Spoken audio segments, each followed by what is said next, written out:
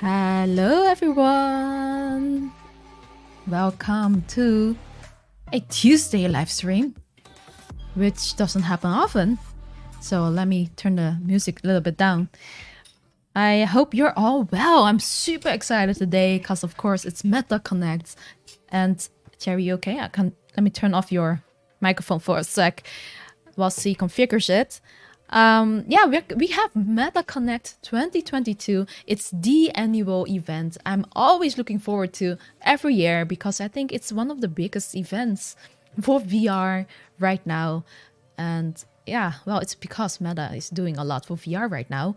And they usually are the ones releasing the headsets. I mean, Quest is really popular, so that's why I'm excited. But I'm also excited about all the other headsets coming out now. But today, we'll be focusing on Meta Connect. How are you all doing today? Hello Ice, hello Eddie, hello Peter, hello S. Delia, The Wolf's Den, Seb Potters, Loretta, VR News Weekly, Knock Knock Ethan, Charles, everyone, Audestia, NoHo Media Group, Cash, Central Maverick, Michael, Seb, everyone, thank you for joining today. We got like another half an hour before the live stream of Meta Connect will start. So I thought, why not chat a little bit, see what all of your predictions are. And are you ready, Chair? What's going on? Such a bright light. Yeah, that's the sun, actually. Did it work out for you, for your microphone? I don't know. Do you want me to help you out? Can you guys hear me? Well, have to figure it out. Yeah, I think everyone can hear you pretty well. Can everyone hear Chary okay? Yeah, our sun is just setting. It's actually a beautiful looking sun right now. It's orange, so beautiful on top of Chary's head. It's like she has a little halo right now on top of her head. It's kind of cute. Oh my gosh, I'm blind. I don't even think I can read the chat. It's so small. It's so tiny. Maybe, no, I can actually pick up my glasses. How about this? Maybe. Does this work? Oh, this is way better. Thank you. Enlarge this chat for yeah, Chary. way better. Hey, what's up? Oh my gosh. Okay, how often do we like chat with each other on stream like this? I think this is the first time actually. Have you ever done this before? I don't think so. Oh my gosh, everything's so tiny, or I'm so blind. Gosh, everything's so oh, tiny. sorry. Oops. I'm like trying to read everything. I can't read anything at all. Okay, someone says, please try Meta D-Link AirBridge. Yes, I actually have it at home. I'm going to try it right after a review of Pico 4, and there might be another review coming up of the headset that's going to be announced soon. I'm super excited for it. So, guys, what are you guys expecting for Meta Connect? Of course, I think if you're already in the VR industry, if you're catching up on VR news, then you probably already know they're probably gonna review the Quest Pro. I don't know. Project Cambria. Shall I update you a little bit? Yes, please. I will update you us. Update us, Cas. Come on. We want to know. So right now, the rumors of, and I've got most of these rumors from, sadly, it's Bradley. The rumors are Quest Pro specs is gonna have an XR2 chip, just like the Quest 2, so that's not that much different. It's gonna have 12 gigabyte of RAM, 256 gigabyte storage. It's gonna have 10 sensors and also 10. Oh, that's a lot. Yeah, depth sensor, but 10 sensors. So well, there are gonna be 4 sensors on the headset, of course, for the tracking. But there's also gonna be like a middle camera, but that's a rumor, but probably is because the Pico 4 has it as well, which is gonna be used for the RGB color pass-through. Oh, that's cool. That's cool. Yeah, so you have a color pass-through, which is pretty nice. Not sure about the quality yet, though. Oh, so if you have like a nice color because of the sun, I can actually see it instead of like a gray cast when I look through my headset. Exactly, and you remember the black and white pass-through on the Quest 2 headset is pretty like low quality. Yeah, it's I hard. do remember that. I mean, it's not terrible. Like you can see what stuff are. Like I can see what my phone if I want to look at my phone, but it's not perfect. You can't read it. Yeah, you can't read the phone, right? So with the color pass through, you can probably maybe read a piece of paper or maybe your phone even. Would that be nice? Oh, that would be so nice. Even Yeah. watch videos. Yeah, but that also opens up a lot of possibilities for mixed reality. So that's also what they've been showcasing the whole time. Like Mark has been showcasing some kind of random fencing game. Or Oh, something. really? Oh, I yeah, love to he was do that. showcasing that. So actually, Maverick last is saying something really good. Tell me. So Maverick says in chat, for your information, bunch of VR accessories on sale on Amazon, so look out for it. So yeah, so for Really? everyone who has the headset already, Is like the Quest 2, like that's actually a good one. Is that for Amazon Prime or something? That's a good tip. I think a lot of things will probably go on sale now if it's a new headset that's being announced. That's awesome. Okay. Hello. All the way in Poland. Anton, what's up?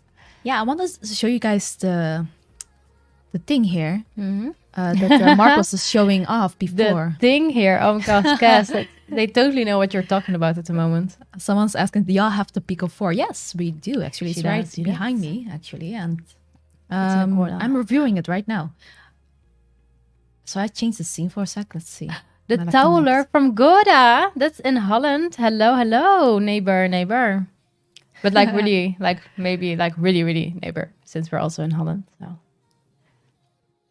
it's actually getting dark here as well. So the sun is just going away at the moment, and then it will be dark in a bit. Look at this. I was talking about this fencing mixed reality thing that they were showing off for the Quest Pro. This thing. Let me see if I can unlock it. Oh, that's kind of cool. Fencing game and mixed reality. Oh, that's loud. Is it loud? Oh, nice, very close. Sorry about that. Point green. Turn it off. Sorry. Sorry if that was loud, guys. Actually, I'll turn it a little bit off. But this is what they're showing off. And I think he's using the Quest Pro headset here. Which I actually think is really interesting that they're showing off gaming. Yeah. It's actually not they said it's not gonna be a gaming device. They said it's gonna be focused on businesses. Oh, enterprise. Oh, yeah, really? Hence the price of interesting. $1,500. Ooh, that's expensive for a Quest. Like for a Meta headset. Oh, I need to say Meta now. Yes, you do. Meta headset. Oh, and Matt, Corey, it's 6:30 p.m. for us at the moment. Oh, right. Oh, is that someone from Gouda? From Kuwait? Yes, I was Gouda. like, neighbor, come on. I grew up in Gouda. Cas did. I did. Actually. It is already dark in Poland. Really? Oh, wow. I thought it got really fast dark over here. I think everywhere now in Europe, probably. This could be a training video for sword fighting. How amazing would that be that you can actually learn like the real skills like that? That would be kind of cool. Yeah, for sure. Theo's asking, is the Pico 4 RGB pass-through good? It is definitely a lot better than everything I've ever tried. Maybe except for the Vario headset, of course. Yeah, true.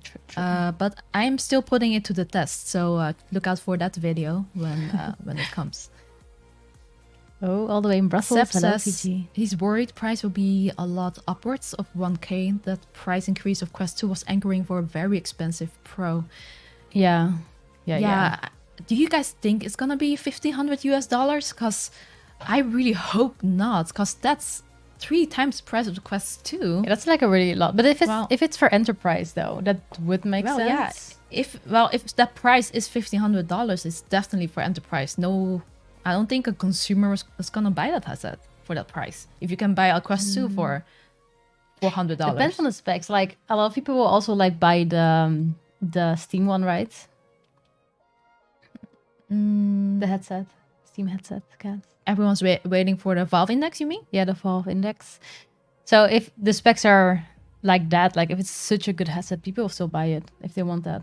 True, but then you will need a PC though, gaming PC. So I meant the Valve Index. I can't remember the name. It's just but this probably will be a standalone one as well. I don't know. Will this be a standalone one? Or not? The part the camera is gonna be it's rumored to be a standalone, and Okay. it's probably gonna be standalone because I don't think Facebook is gonna do. It's not doing a lot anymore in the PC VR. Yeah, true. That's really true. And it has an XR2, well, rumored XR2 chipset. Talking about like computers, some cool tech is being released tomorrow, right?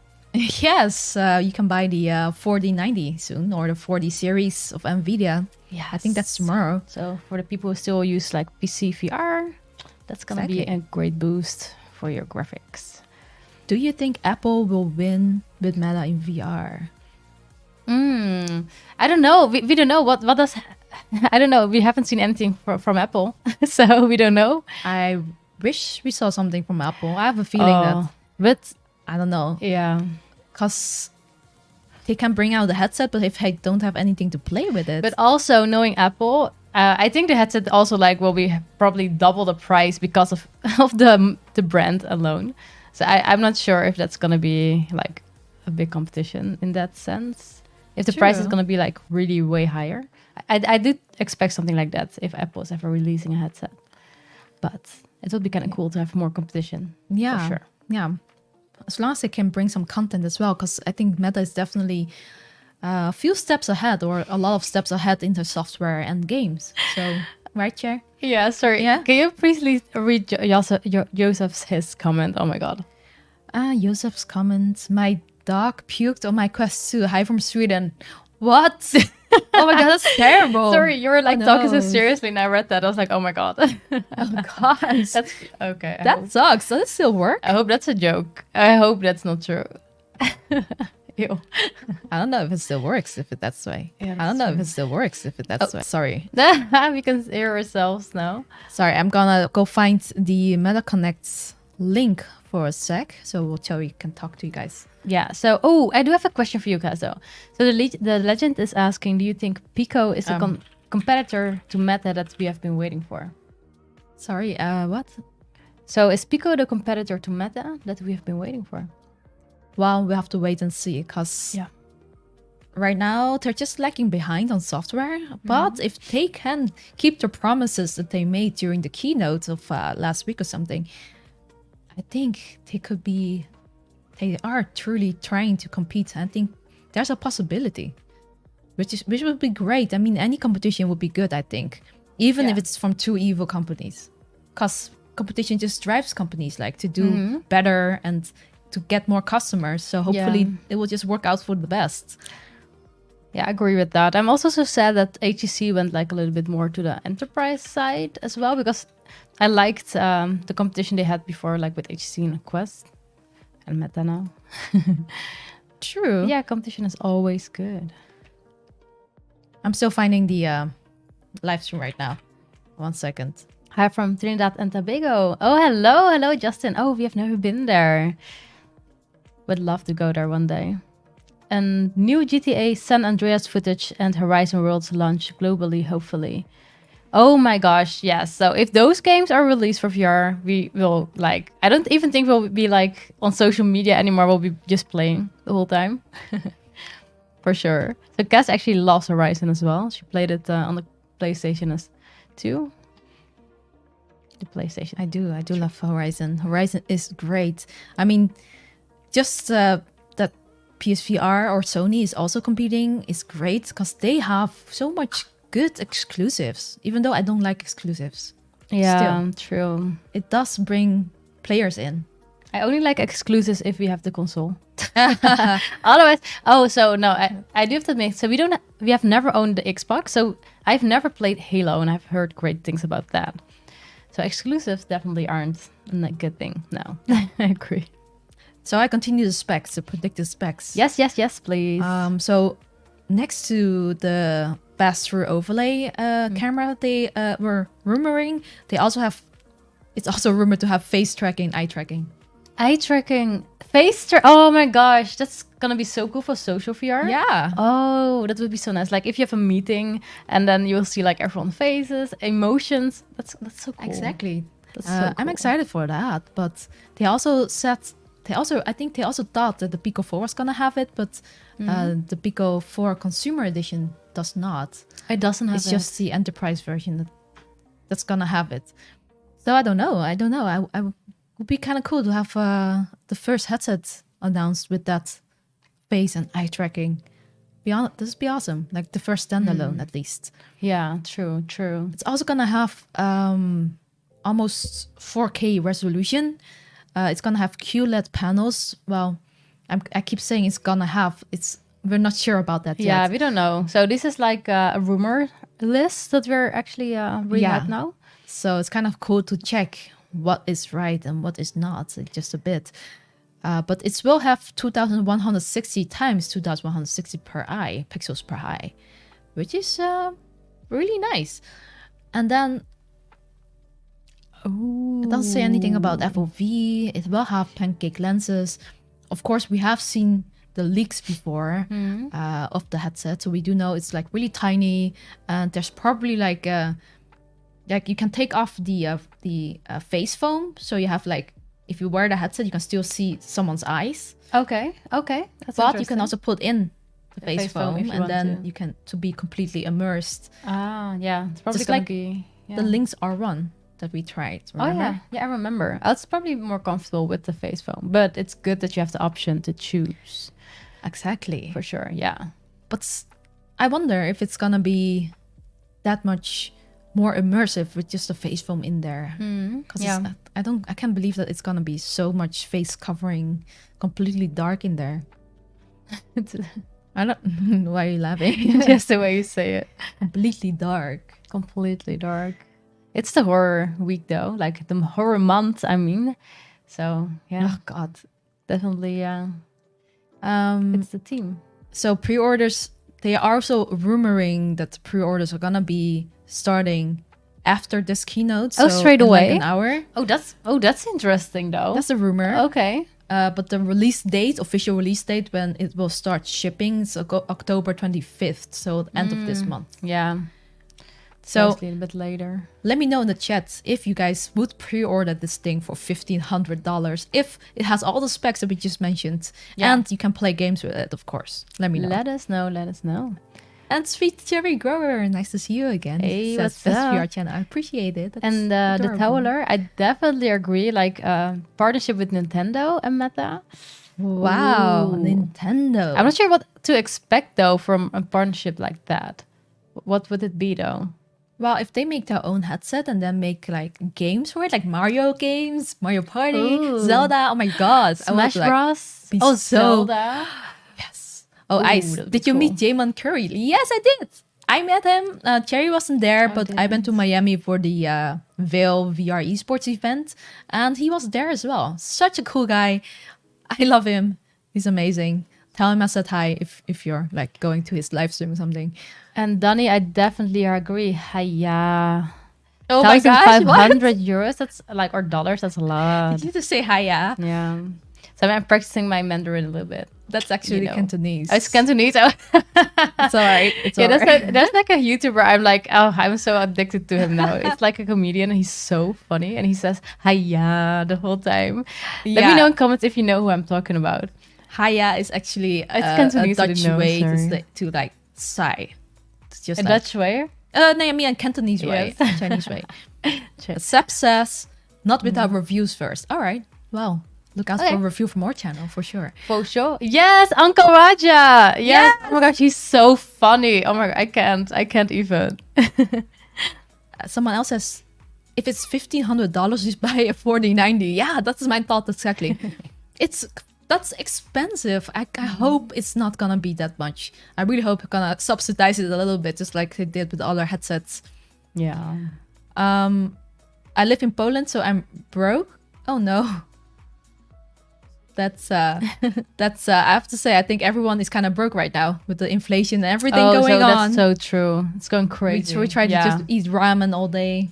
Oh, you don't mind that though. She doesn't I even love mind. ramen. She loves that. Yeah, well, 1,500 is the rumored price, guys. It's not. We're not sure if it's gonna be that price. Everyone thinks so, but we're not sure.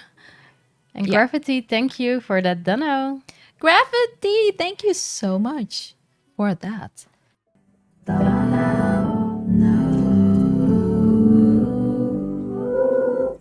Oh my gosh. Yes. So He Gravity says, I yeah. will pre-order as soon as the buy page goes live. Dang. Sounds nice. I'm gonna Let me keep know what on you refreshing think. like after the stream, like So much sodium in ramen. Yeah, for sure. For sure. Oh yeah. sodium in red. Oh, that's true. That is true. And as Uncle Roger says, MSG is the best. You always get that, like that, those MSG, like those packages when you get ramen. Oh, actually, that's like the instant noodles. Actually, with ramen, it's just a good broth. Broth. That's how you pronounce it, right? Yeah, I was just kidding, by the way. I don't eat ramen all day. Oh, Even she though doesn't. I love to. Oh, she would. Wow, I am excited to see Mark Zuckerberg's face again. Well, not really. Are you guys? Sorry, what did you say? I was like We're gonna- reading the chat. It's We're gonna going see great. Mr. Zuck's face today. Oh Again. Oh yeah. I wonder if he's gonna have like some kind of secret like last time. Because last time he announced that Facebook was gonna be Meta from now on, which caused a whole stir on in the whole world, I would say. Like everyone's talking about the metaverse. It's driving me crazy. You keep talking about the metaverse with me as well, though. Well, I do like the metaverse, but She I don't does. like that Facebook took the name and Yeah, it should be for everyone. It shouldn't have. You shouldn't suck be- memes yeah. incoming, yes. For sure, suck face. 10 minutes, yeah. It's starting in 7, I think. Oh my what gosh. It's scheduled for. So close, so close, so close. Very close. I guess, is Facebook the right area to watch the stream or not? So what are we going to do with the watching? Are we just gonna watch? I will- Everyone's gonna watch. Are I we will gonna change do the it scene like to that? this and then I will start the stream from there. Ooh yeah, yeah. And Or then is it tiny? we can react to it. We'll try to be a little bit silent, so not like whole day reacting. I know you like to talk, Cher, yeah. but let's listen a little bit too. Yes, sounds good. I'm excited, guys. Oh, anyone having a hard time containing their hype? Oh my I gosh, am. I'm really looking forward to this. Oh, Cas has been bugging me the whole time. Chair, you're gonna watch Ooh. tonight. I was like, okay. Let me know Cas. what Horizon World is like with the keynote, because it's still not Ooh. available in Holland. It isn't. That sucks. Yeah. Type in YouTube Meta Connect 22 keynote live stream. Oh, Oh, thank on you. YouTube. I will check that out. Oh, Maybe dank that's better. Blackcraft. You know. Do you guys Yeah, actually hear a little bit of the music? Because I almost don't hear anything. Yeah, that's good, right? Like a little bit soothing background music. Maybe they will show a new interface for the new VR headset. Yeah, who knows? Maybe they will, right? Maybe. I don't see the Oh, official live stream. That's though. an interesting song you put on.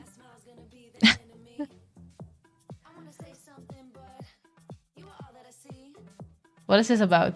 Wait, I don't even know what you put on though. I don't know. I just Okay. randomly picked a number.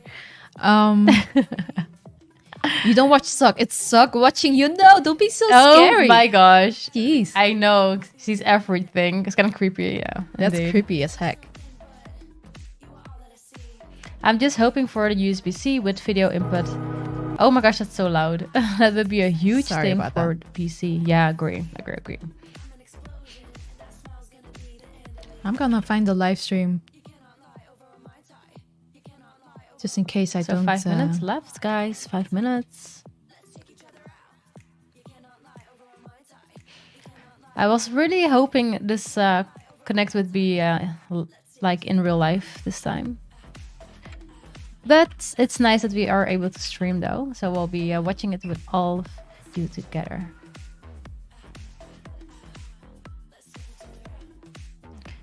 GTA announcement, a new interface, and maybe some new games. That's hoped. Oh, that's right. Like mostly they will like release games with the new headsets, right? So I who hope knows? I hope they will announce a little bit more Yeah. than just the headset, of course. Pa. I'm betting on more robust productivity features, maybe built around doing actual work in VR. Yeah, I do think that's something they're definitely focusing on as well, like work and VR. I remember Kat, you made a video about the Quest, right? With Quest 2 with while working. Having like all those screens as well. Oh, it's so if nice. you can, what? If you can work in VR. Yeah, sorry, I'm looking for That's the fine. right link. So if you can just... I wonder, I've never actually tried working in VR. Maybe that's something we'll try with the new headset. Yeah. What do you think? What do you think the headset's gonna be like? Actually, I have no idea. I'm just going in there. Cherry's gonna be pretty blank. I think so, yeah. But wait. I did listen to you just now. With the information you gave. I mean, she's like, she didn't. That's good. She didn't do all the things on like, purpose. which is, yeah, I know. It's good. It's actually fun to see your reaction to it. So Lobsteron says something really sweet. By the way, I found your channel shortly after I bought my Quest 2 and I found it the best. Hey, thank you. You're not overly hyping the new things, which is nice, and your presentation is quite nice. Yeah, I actually think Cas is doing pretty well with that. Oh, that's not Cas. Secretary. It's chill. Well, she'll find. It's not for you, but it's not for me, so I think it's not correct. Oh, sorry. What's happening? You also like robots. 1 second, guys. Oh, did you put on a voice changer, guys? Your voice changer is on. I didn't put it on, but Apparently, it did. Oh, it went on by itself. Yes. Oh, I'm so sorry. Sorry, guys. Is it okay now? Thanks for mentioning. What the hell? That was so random.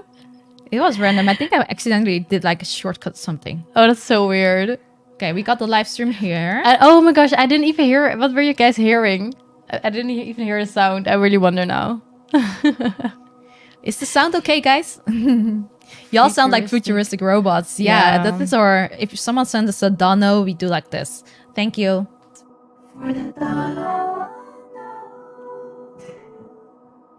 Yeah, that's what you get Oh my for gosh. donating for us. So that's why no one donates anymore. I'm kidding. Oh, that's so sad. And true.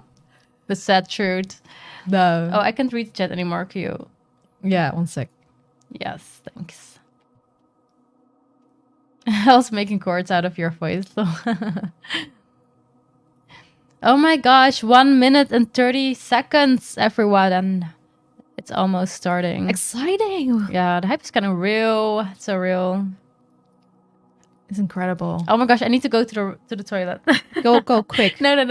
I'm gonna. Chair, it's the okay. event is literally an it's- hour. Are you gonna be able to? Okay. Oh, it's okay. I'm just gonna die. Are you able to read the chat like this? Yeah. Oh. Yeah. Yeah. Maybe I'll grab my glasses though. Okay, go grab it. That's quick. small. Yeah.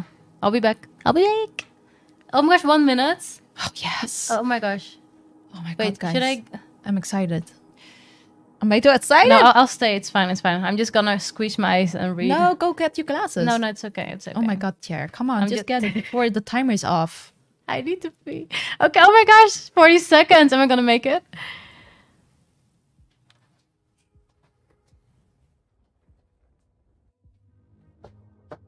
Ooh. I think this is like a little intro, guys.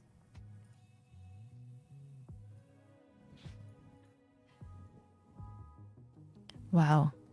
Thanks for tuning in, everyone. I'm so excited to react on whatever's gonna be announced.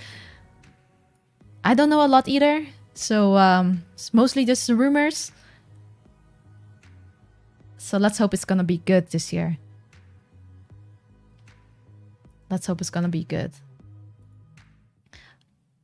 Wow. I don't know what's going on now. But I'm gonna turn the sound a little bit up for you guys. Let me know if the sound is not okay, and I'll definitely change it for you guys.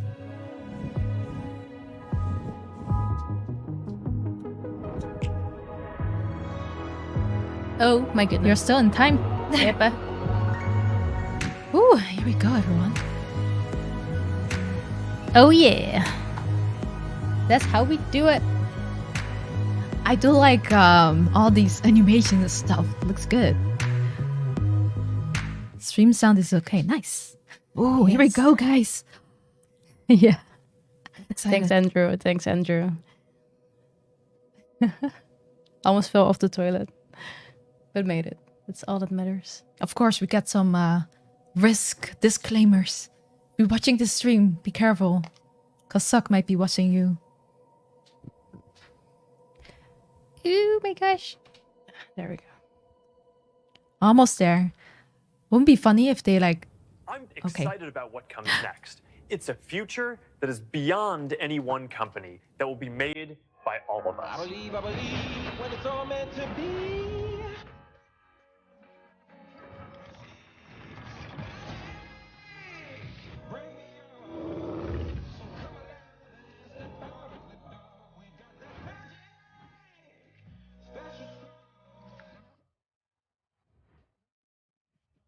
Are you ready? Mini Cooper. Party, party, party. You got that magic.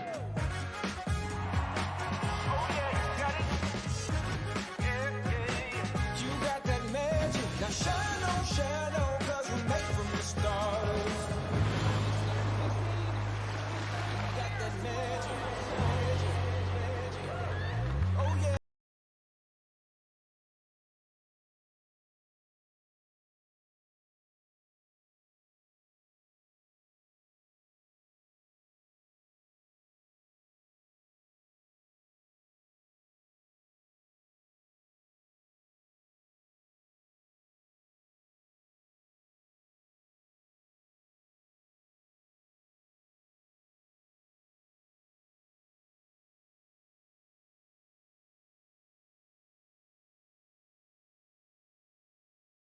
So this will be an hour?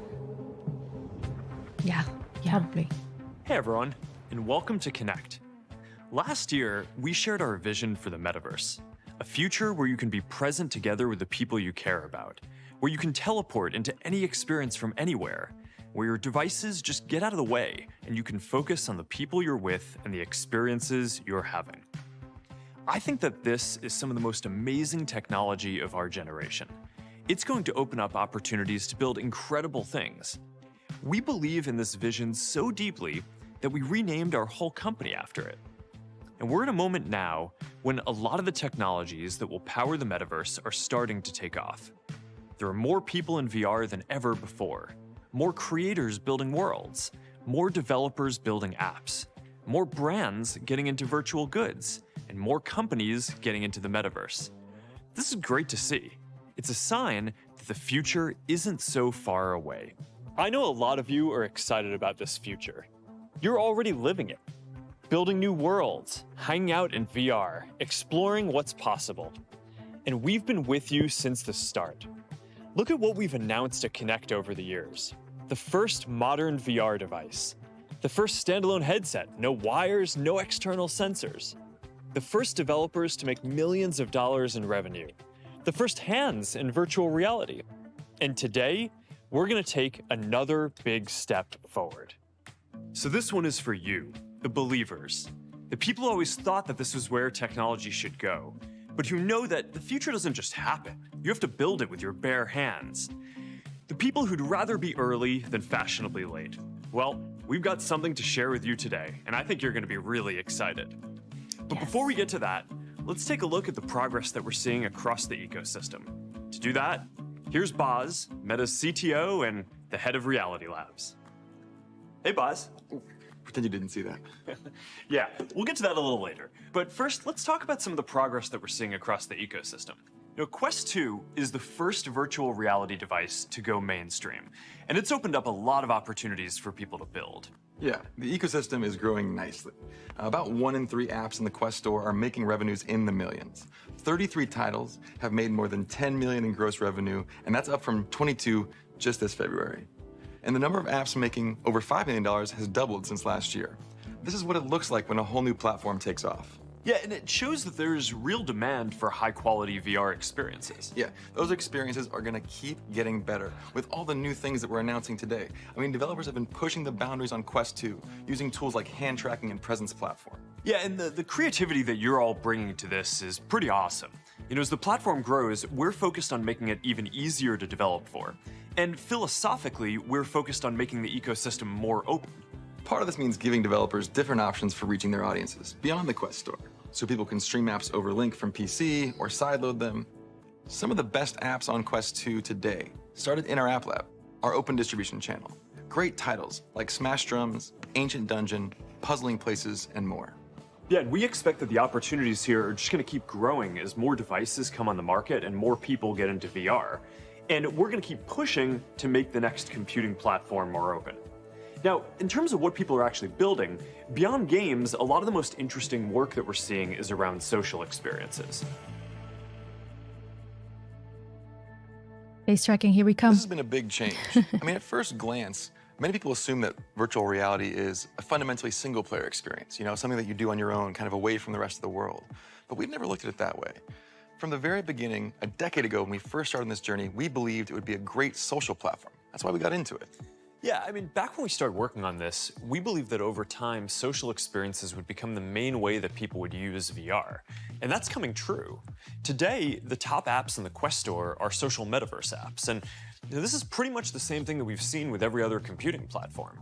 A lot of the most compelling use cases for new technology come when you build things that help people connect. And that's the whole reason why we're in this space. Yeah, this has been the story of every computing platform we've seen so far. Whether that's email on desktop, instant messaging on laptops, or video calls on the phone. Every technology platform has brought great value to my life. But what I value most is the ways they keep me more connected with the people I care the most about. And I think this will be especially true for VR and eventually AR because they deliver a deep feeling of presence, right? It's that sensation that you're actually with another person or in another place. And that's what's so powerful about this platform compared to everything else that's come before. Every other computing platform is built around apps. And now we have the chance to change that. For the first time, we can build technology centered around people and how we actually experience the world. That's because the metaverse is first person, right? You feel like you're in it, right? You should be able to teleport anywhere with the people you want to engage with and bring all your stuff with you. It should be less siloed than a traditional app model and fundamentally more about feeling present with other people. We gotta have Vishal here to talk more about that. All right, hey Vishal, why don't you guys take it from here? All right, sounds good. Thanks. See you, Mark. See ya. Hey, Vishal. Hey, boss. Yeah, this social shift has been one of the biggest changes we've seen over the last couple of years. When Quest 2 first launched, the vast majority of time spent in VR was spent alone. Today, the majority of time spent is in multiplayer apps. And the most popular apps on Quest are social. And that's a huge deal. Apps like VR Chat have established these new places for people to spend time together in virtual reality, and they're thriving. That's right. And people are doing all sorts of things together. They're playing games, they're hanging out, they're learning new hobbies, they're showing up as avatars who represent who they are and maybe who they want to be. And there's so many new things you can do once you get beyond the limitations of the physical space that we live in. This social shift is happening everywhere. YouTube VR is a great example. It's one of the most popular apps on the Meta Quest 2, and the YouTube team's working to make the experience even more social. So in the future, when you're together with friends in Horizon Home, you'll be able to watch and share YouTube videos just like you might do together in the physical world. Watch videos together, share content from your favorite creators, or experience something completely new, like a underwater manta ray adventure off a private island in Southeast Asia. And when you look at where the internet is going, there's this big move towards creation and shared experiences. And we're seeing the same impulse to build and explore together in VR. Absolutely. Some of the best experiences in Horizon Worlds right now are hanging out with your friends in Nope's Haywood Ranch or recording a podcast on Rooftop 42. There are worlds to celebrate the Lunar New Year, to make music together, worlds to roast marshmallows in, or just to get a party started. We're seeing all sorts of people build worlds like these, from first-time creators to world-class entertainers. And today, we're announcing a multi-year collaboration to bring NBC Universal's iconic content to life through experiences in the metaverse. Starting next year, Meta and NBCU will co-create experiences around The Office, Universal Monsters, DreamWorks, Blumhouse, Halloween Horror Nights, and so much more. Fans will be able to engage in these experiences in Horizon Worlds, at Universal Studios theme parks, and customize their avatars. Last but not least, the Peacock app is coming to Quest. What? There are so many worlds out there to see, more than we could ever show at an event like this. But what's more important is what's in those worlds, and the feeling you get when you're with other people. That's why we're so excited about building out Horizon Worlds as a next-generation social platform, where the connection happens in real time.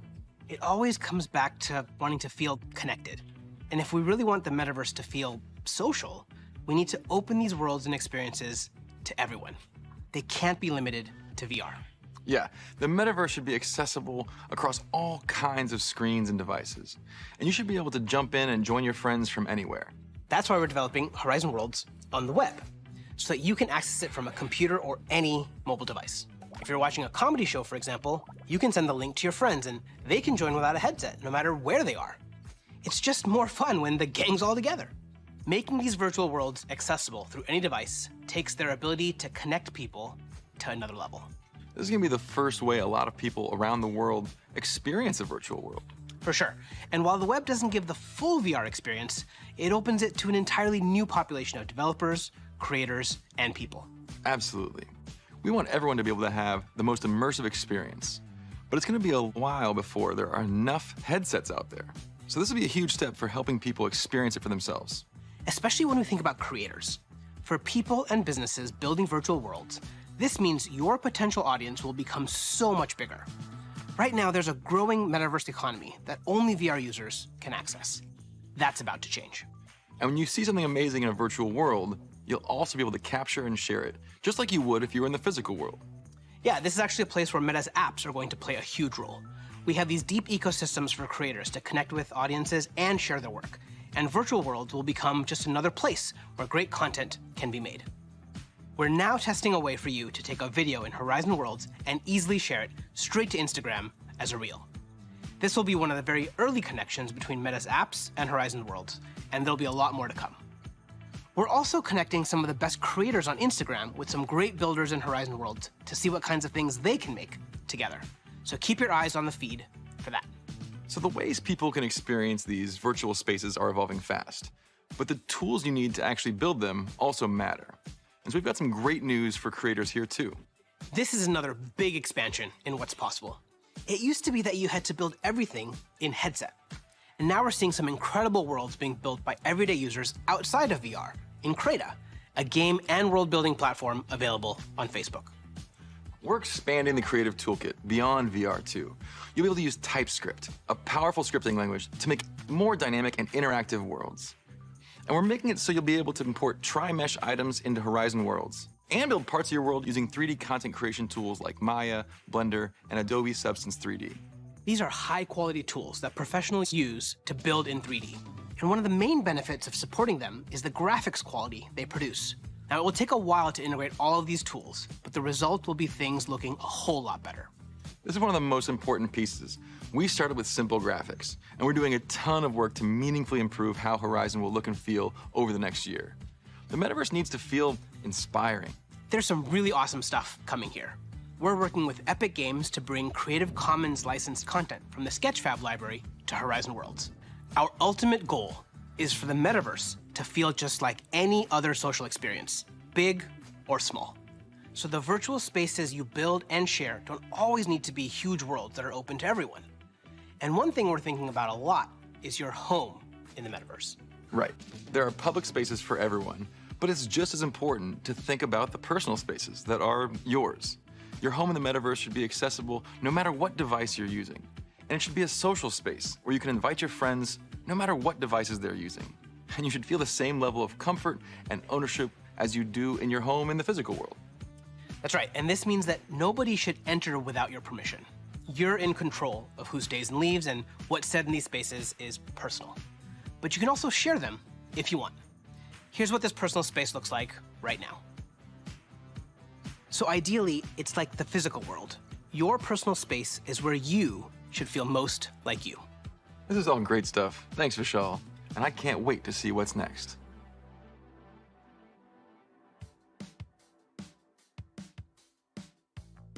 The social platform of VR is still taking shape. At the other end of the spectrum, you have probably the most established part of the ecosystem, gaming. So let's talk more about all the incredible things happening in that space. Here's Melissa Brown, our head of developer relations. Hi, Melissa. Hi, Boz.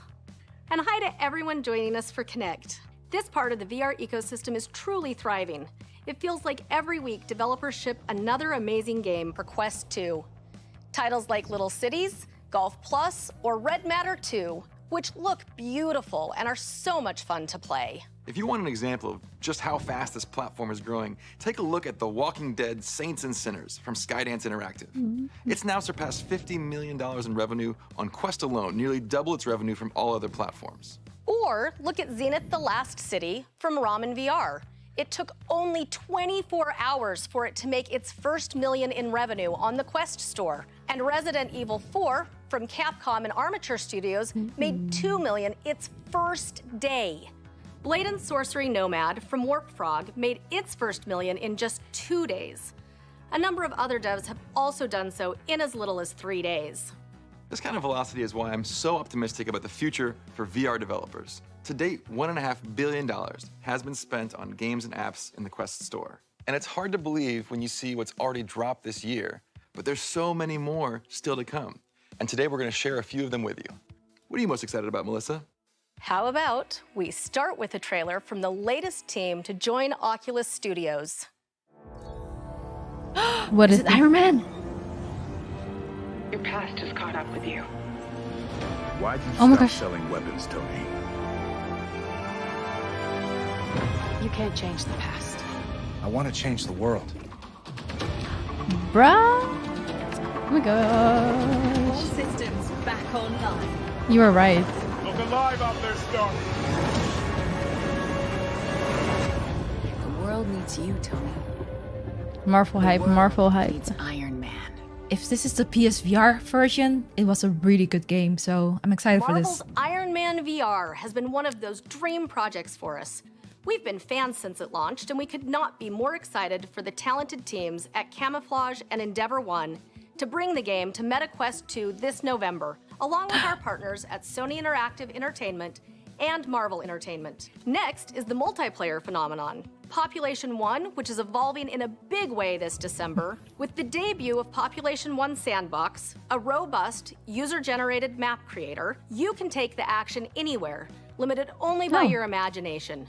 A moon base, a Viking village, or a fight with swords in zero-G. If you're not a creator, no worries. You can discover and play through new or featured community maps with your friends. The team at Big Box VR is excited to bring endless replayability to Population 1. That looks awesome. But I'm pumped for the next title, though. Yes, calling all crewmates. You know you've been waiting for an Among Us VR release date ever since it was announced at the Game Awards. Well, wait no longer. Inner Sloth, Robot Teddy, and Shell Games will release Among Us VR for ages 13 plus on MetaQuest 2 on November 10th. And pre-orders open today. Soon you'll be betraying friends from a first-person perspective. So sus, guys. So sus. Oh my gosh, I can't wait for new this. gameplay. Amazing. I haven't seen this one before.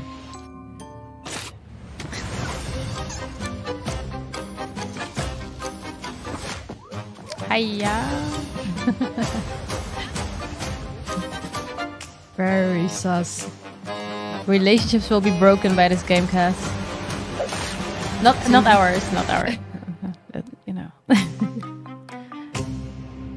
Hype. This next title is also fun, but in a more terrifying way.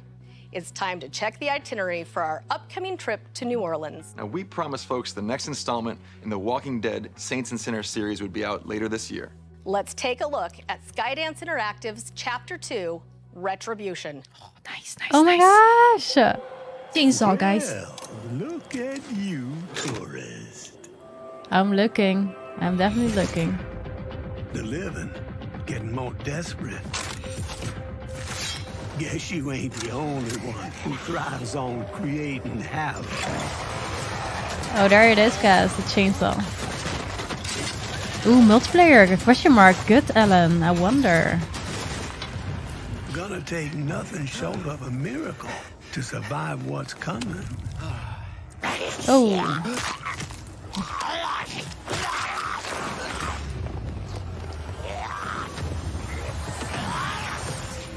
Wherever That's the tourist satisfying. goes, death ain't far behind. December!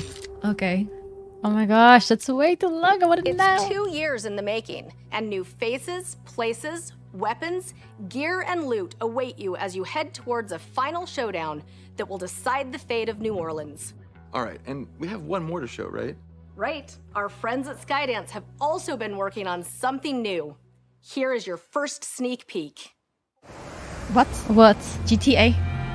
That's No, not no, no, gonna no. be- 13, Oh, 13 plus. What is this? it's from Skydance, it's not GTA.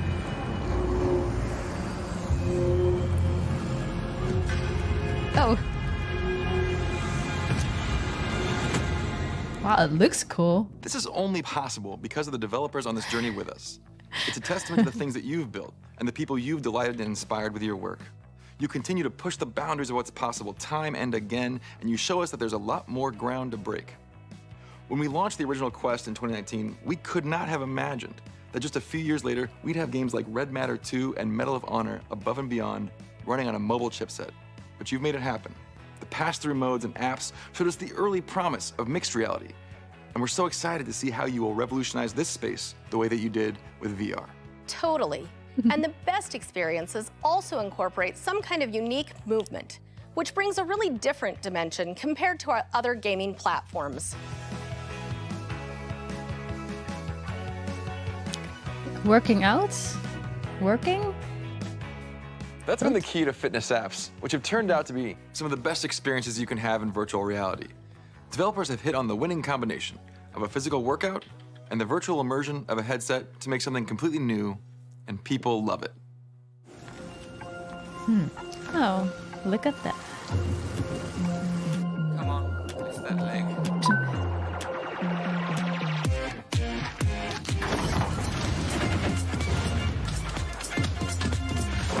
Wait, not new. This trailer is already out, isn't it? Yeah, the Supernatural and existing fitness VR games. Users globally return to Quest 2 for fitness every month, and VR fitness apps can be just as intense as a regular workout.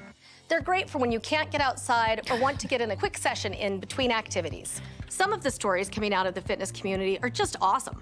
One of my favorites is Linda, a grandmother of 7. When my son came home with a Quest, I fell in love with it the moment I put the headset on. When I first opened the app for Supernatural, the scenery is just so beautiful. You're just moving to the music. I was having fun. I was hooked.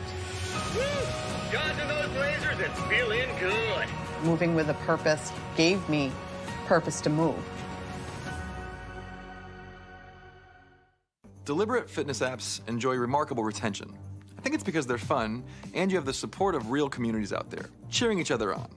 There are a lot of VR titles that bring the burn, such as Les Mills Body Combat, FitXR, and Supernatural. And they're always getting better, bringing on new instructors, classes, and moves. Speaking of which, at the end of this month, Supernatural is launching knee strikes to better activate your core and work your lower body. Oh, that's kind of good. That's right. People are going to be pumped for that one. Now, we've got one more fitness experience that's making the move from App Lab. Get your jump shot ready because Gym Class is coming to the Quest store later this fall. Let's do this. Oh, nice. Game for you, babe. Oh, yes. Playing some b-ball. Gary used to play b-ball, right? I did.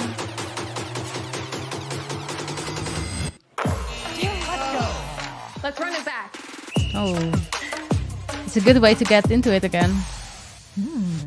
My jump shot is most definitely not ready, but I can't wait to try. In fact, I think I've tried pretty much every fitness app out there. And one thing you learn is that when you work out in VR, you're gonna work up a sweat. So to help people stay active with confidence while keeping their headsets clean, later this month, we're releasing the Meta Quest 2 Active Pack, available online in the Meta store on October 25th. This is our fitness accessory bundle with a wipeable facial interface, wrist straps, and adjustable knuckle straps to provide the perfect combination of comfort and control. People have also been building some really neat fitness accessories for Quest, like extension grips and custom handles. It's great to see this secondary market emerging. And this is just the beginning. As part of the Made for Meta program, formerly Oculus Ready, we're working with leading hardware makers to bring more accessories to Quest starting next year. Yes, there's more we can do to unlock the power of the platform for fitness overall. This year, we shipped one of the features a lot of you were asking for: fitness tracking on the MetaQuest companion app and the health app on iOS. We've seen how important these kinds of foundations are for developers, and we know fitness is a space with a ton of opportunity right now. So this fall, we're releasing the Fitness API Beta for select developers. It lets people share real-time fitness data and unlock things like custom stats or new levels based on the progress that they're making. And in case you're the kind of person who needs some external motivation, next year we're also releasing a new way to share your fitness progress with selected friends, so they can support you along the way. That's sweet. Or Do you think judge real you. VR fishing counts as an upper body workout? Yeah, good luck with that. But it's so exciting to watch fitness find its footing on Quest. When you can tie physical interaction and digital objects together, the possibilities are really endless. They extend way beyond fitness. This is only the first step. It sure is. Thanks, Melissa. Thanks, Boz. As you've seen so far, you can have a lot of fun in VR. You can hang out with friends, do a workout, play a game. Sometimes you can do all three at once. But you can also get work done. And while games, social, and fitness are already here, work is really the next major category of experiences that we want to unlock to bring VR to the next level. And if we're talking about work, well, let's get my boss back in the picture. Hey, Mark. Hey, the potential here is pretty huge. Like a lot of companies, we're planning for a future where work is more distributed. But as in-person work ramps up, we want everyone to have the ability to feel like they're present, even if they're not physically there. And there are definitely things that could improve the way that distributed teams actually work together. I mean, no doubt. There are parts of being around other people that you just can't replace with video calls. It's true for hanging out with friends, too, and it's true for work. Yeah, the feeling of presence that you get from VR, even today, can already be better than video chat. The clearest benefit is for communication itself, but it's also great for creative work that's best done in a shared space. Companies are already discovering that VR is uniquely good for this type of stuff. It's amazing what's already being done. For example, companies are using VR to plan large-scale in-person events. At Logitech, they used ShapesXR, a collaborative creation app on Quest, to quickly explore different kinds of layouts and different designs together in real time. Yeah, this is where VR just lets you do things that aren't even possible on a 2D screen. It's a whole new kind of creative tool. Puma and New Balance have been designing shoes in VR using Gravity Sketch, one of my favorite 3D design apps on Quest 2. Novartis uses Nanome, a VR molecular design and collaboration app in their drug discovery workflow. And ITC, a part of the United Nations, are running trainings and workshops in Arthur, a virtual office space on Quest 2. Yeah, you can really collaborate at a distance in a completely new way here. And there's a lot more that we can do to unlock this for teams across all kinds of industries. We built Horizon Workrooms as a first step towards a virtual office in the metaverse. It feels more like being there than any video call. You see more of people's body language, and the spatial audio gives you a sense of each person's place in the room. And you can have side conversations with the people sitting next to you or gesture without physically being there together. It's hard to fully wrap your head around this until you get to experience it. We've been holding a bunch of our team meetings in workrooms over the last year, and it's amazing how much better it can be. There's just something magical about creating that feeling of being around people. Once you've experienced it, you know it's the future. So we're continuing to improve the Workrooms experience, and starting early next year, you're going to be able to join Workrooms through Zoom too. We're also introducing breakout groups, so your team can shift from a big group presentation into smaller discussions in the same room. And with sticky notes for whiteboarding, you're going to be able to have group discussions and brainstorm in ways that you just can't do on video alone. That's nice. We're also working on a new feature to import and review 3D models in a workroom, which is going to be really helpful for design and architecture and all kinds of other creative work. We want this to be more than virtual meeting rooms. It's about the beginning of a virtual office in the metaverse. And that's why we're launching your personal office and workrooms today. So this is where you can focus and get things done. One of the best things about VR is that you can create environments that go beyond what's possible in the physical world. And of course, that goes for productivity setups too. So you have instant access to your perfect workspace that's set up just how you want, no matter where you are. So you might only have a 13-inch laptop in your physical space, but in your virtual office, you can line up 3 huge monitors. This is great at home or at work, and even better when you're traveling. Eventually, we think your Quest could be the only monitor that you'll actually need. That'll be awesome. You know, we're still early in the shift to working in the metaverse, but the way people can collaborate in workrooms shows that there's an opportunity for a VR headset designed from the ground up to be great for work, as well as playing games and hanging out. All right, Boz, I think it's time. What do you think? Oh, it's definitely time. Oh my gosh. Take it from here, Mark. All right. For what? That is teasing us. For what? It's teasing us. Time for All what? right. So this is an important moment. Virtual reality isn't some obscure hobby anymore. Millions of people use it to play games, work out, collaborate, or just have fun. Everyone from the newest indie developers to the most established tech companies are getting into this space. But for virtual reality to really reach its full potential, we need to get to the point where the 200 million people who buy new PCs each year for work can do some or all of their work even better in the metaverse. At Meta, we're focused on building the fundamental technology that will help bring the metaverse to life. Whether that's in virtual reality, augmented reality, or the social presence layer across both. What if you could collaborate with colleagues as if you were right there together, even if you were far apart? What if you had that perfect work setup and tools to design new things integrated right into the world around you? What if you could overlay your work and the people you're interacting with right on top of the physical world? This device would help you be more present, more productive, more you. So to deliver this, you'd need better quality graphics and tech that seamlessly works in both virtual and physical worlds. So you can interact with people around you, be fully immersed when you want, and flow between states effortlessly. You need something comfortable with much richer ways to communicate. Technology that lets you do things that aren't possible with a laptop and go far beyond what you can do on a phone. And you'd need to be able to really express yourself, react to things naturally, show up in a way that feels authentic to you. I think that this is one of the most exciting technical challenges of our generation. Building technology to deliver that feeling of really being present with people, really being in another place.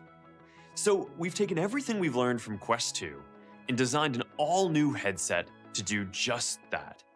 This is Meta Quest Pro. Here we go, guys. Ooh, fire.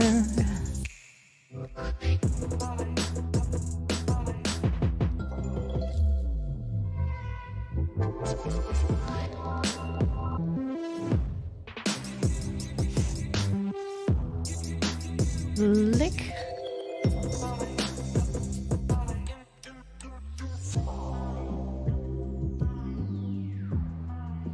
Ah, the dog, guys. Quest Pro is the first in our new line of advanced headsets, built to expand what's possible in VR.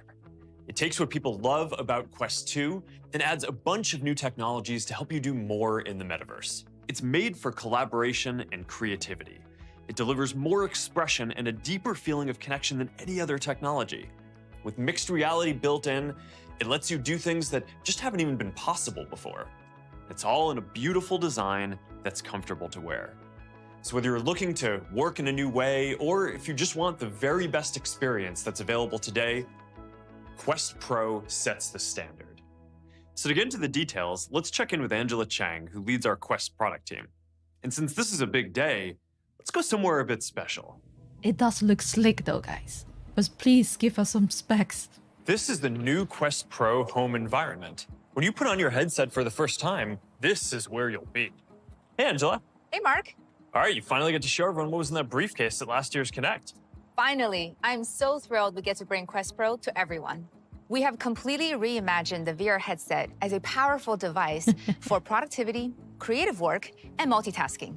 Quest Pro is our sleekest form factor yet, with a super thin set of lenses at the front and our first ever curved cell battery at the back to give it a perfect balance. Yeah, it feels great from the moment that you put it on. Right. We wanted to ensure a seamless transition from the physical world to the virtual. So our new headset design with its open periphery lets you see the physical room you're in. You can quickly jot down a note, grab something on your desk, or just be aware of what's happening around you. But you can also use Quest Pro's magnetic light blockers for a more immersive experience whenever you like. We've also redesigned the whole optical stack to make it better than anything we've shipped before. The new pancake lenses work by folding light over several times and let us make the display 40% thinner compared to Quest 2. The new lenses aren't just thinner, they also put more pixels in the center, giving you sharper, clearer visuals, which makes reading text a whole lot easier. Yeah, and the LCD displays have 37% more pixels per inch than Quest 2.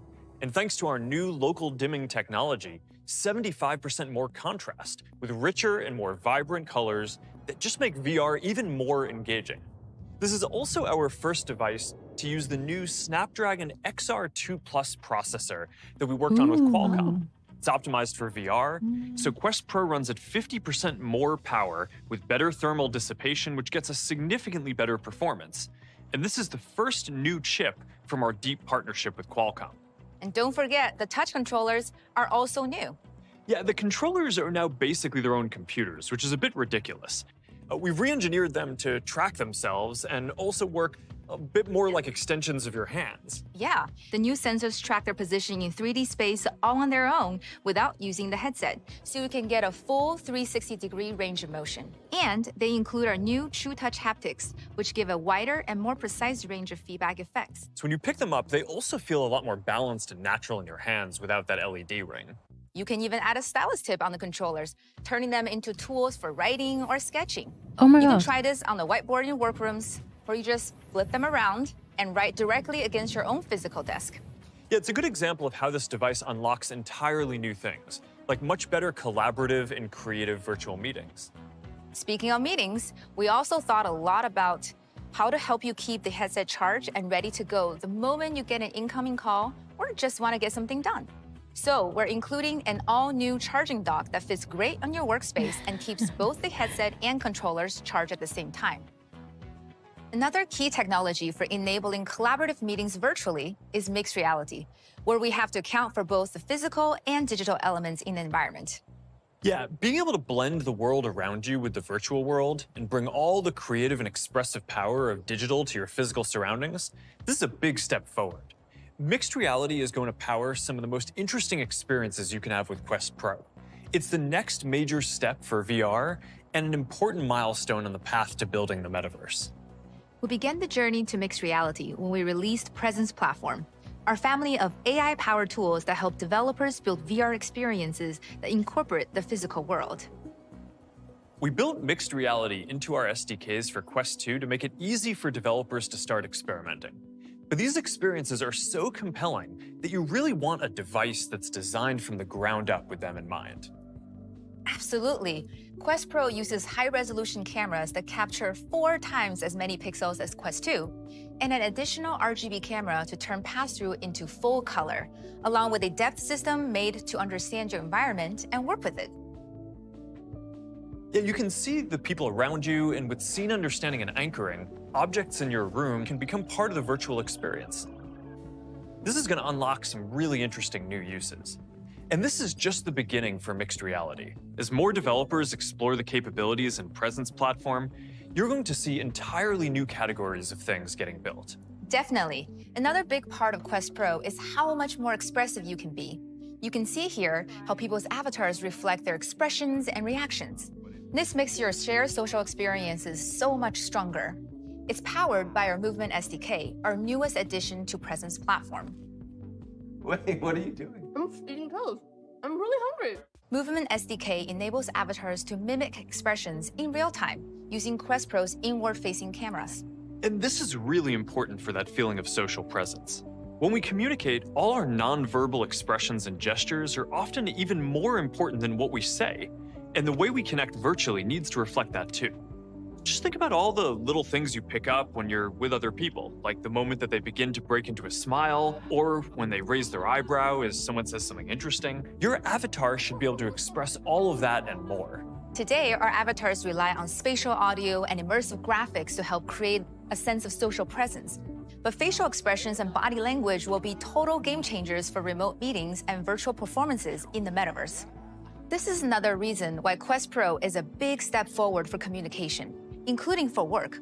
More people work in distributed teams now, and being able to share a space with your coworkers and feel like you're really together is something that's still missing. We spoke a bit before about how Workrooms on Quest 2 is already unique for virtual meetings. It's going to be even more powerful when people's avatars can show more of their facial expressions and body language. Yeah, one of the challenges for distributed work is how to bring people together to interact in a shared space. If a few people are in a conference room and a few more are dialing in, the experience is just never really that great. So we're building a better way, using everything Quest Pro brings to the table. And we call it Magic Room. It lets you meet in mixed reality and share the same space. You can use a whiteboard, bring in 3D objects. Everyone is present and has the same tools, whether they're in full VR or in mixed reality. We think that this will help hybrid teams collaborate, and we're hoping to ship this next year. Now, these are just some of the things that are going to be possible with Quest Pro. This is a high-end device designed for work and for people who want the best experience that we can build today. We're really excited to get this into your hands, and it's available for pre-order starting today for $14.99, and it ships on October 25th. Now, we built Quest Pro to be the best device we could make for getting things done. And our hope is to use this product to introduce some of this new technology so that we can get it into our consumer devices over the coming years. But what you can see here is the start of a whole new way of working in the metaverse. This will go beyond VR because people work on all sorts of devices, and you should be able to collaborate and feel present with anyone no matter where they are or what device they're using. We've updated workrooms, so you can join a virtual office from whatever supported device you're on and still get some of that feeling of social presence in the shared space. It's also going to work with Meta's other main work products, Workplace and Portal, to create a unified digital office we think can make distributed work so much better. And we're not the only ones who are optimistic about the future of work in the metaverse. Over the last year, we've been working with dozens of partners to create new experiences for people who are looking to get things done in VR and beyond. At Connect last year, we spoke about the potential for creative people to work in true 3D. And next year, we're going to have a great option for that. Autodesk is updating their collaborative design review app to take advantage of the new possibilities unlocked by the Quest Pro. And Adobe is also working to help people get more done in VR. Next year, they'll begin releasing a suite of apps for professional 3D creators, designers, and artists, from collaborative design reviews to Substance 3D Modeler using Quest Pro's controllers. And there's one more partnership that I want to highlight today that I think is going to be really important to the future of the metaverse. Yeah, I know you've got a special guest lined up to talk about this one, so I'll leave you to it. Have fun! All right, yeah, I'm excited for this. Thanks, Angela. Microsoft has been at the heart of work and computing since the earliest days, and they're one of the many companies across our industry that are now building the future of the metaverse. And as Quest Pro makes new kinds of work possible in VR, I'm really excited to be able to work with them. So to talk more about this, I'm here with Microsoft's chairman and CEO, Satya Nadella. Hi, Satya.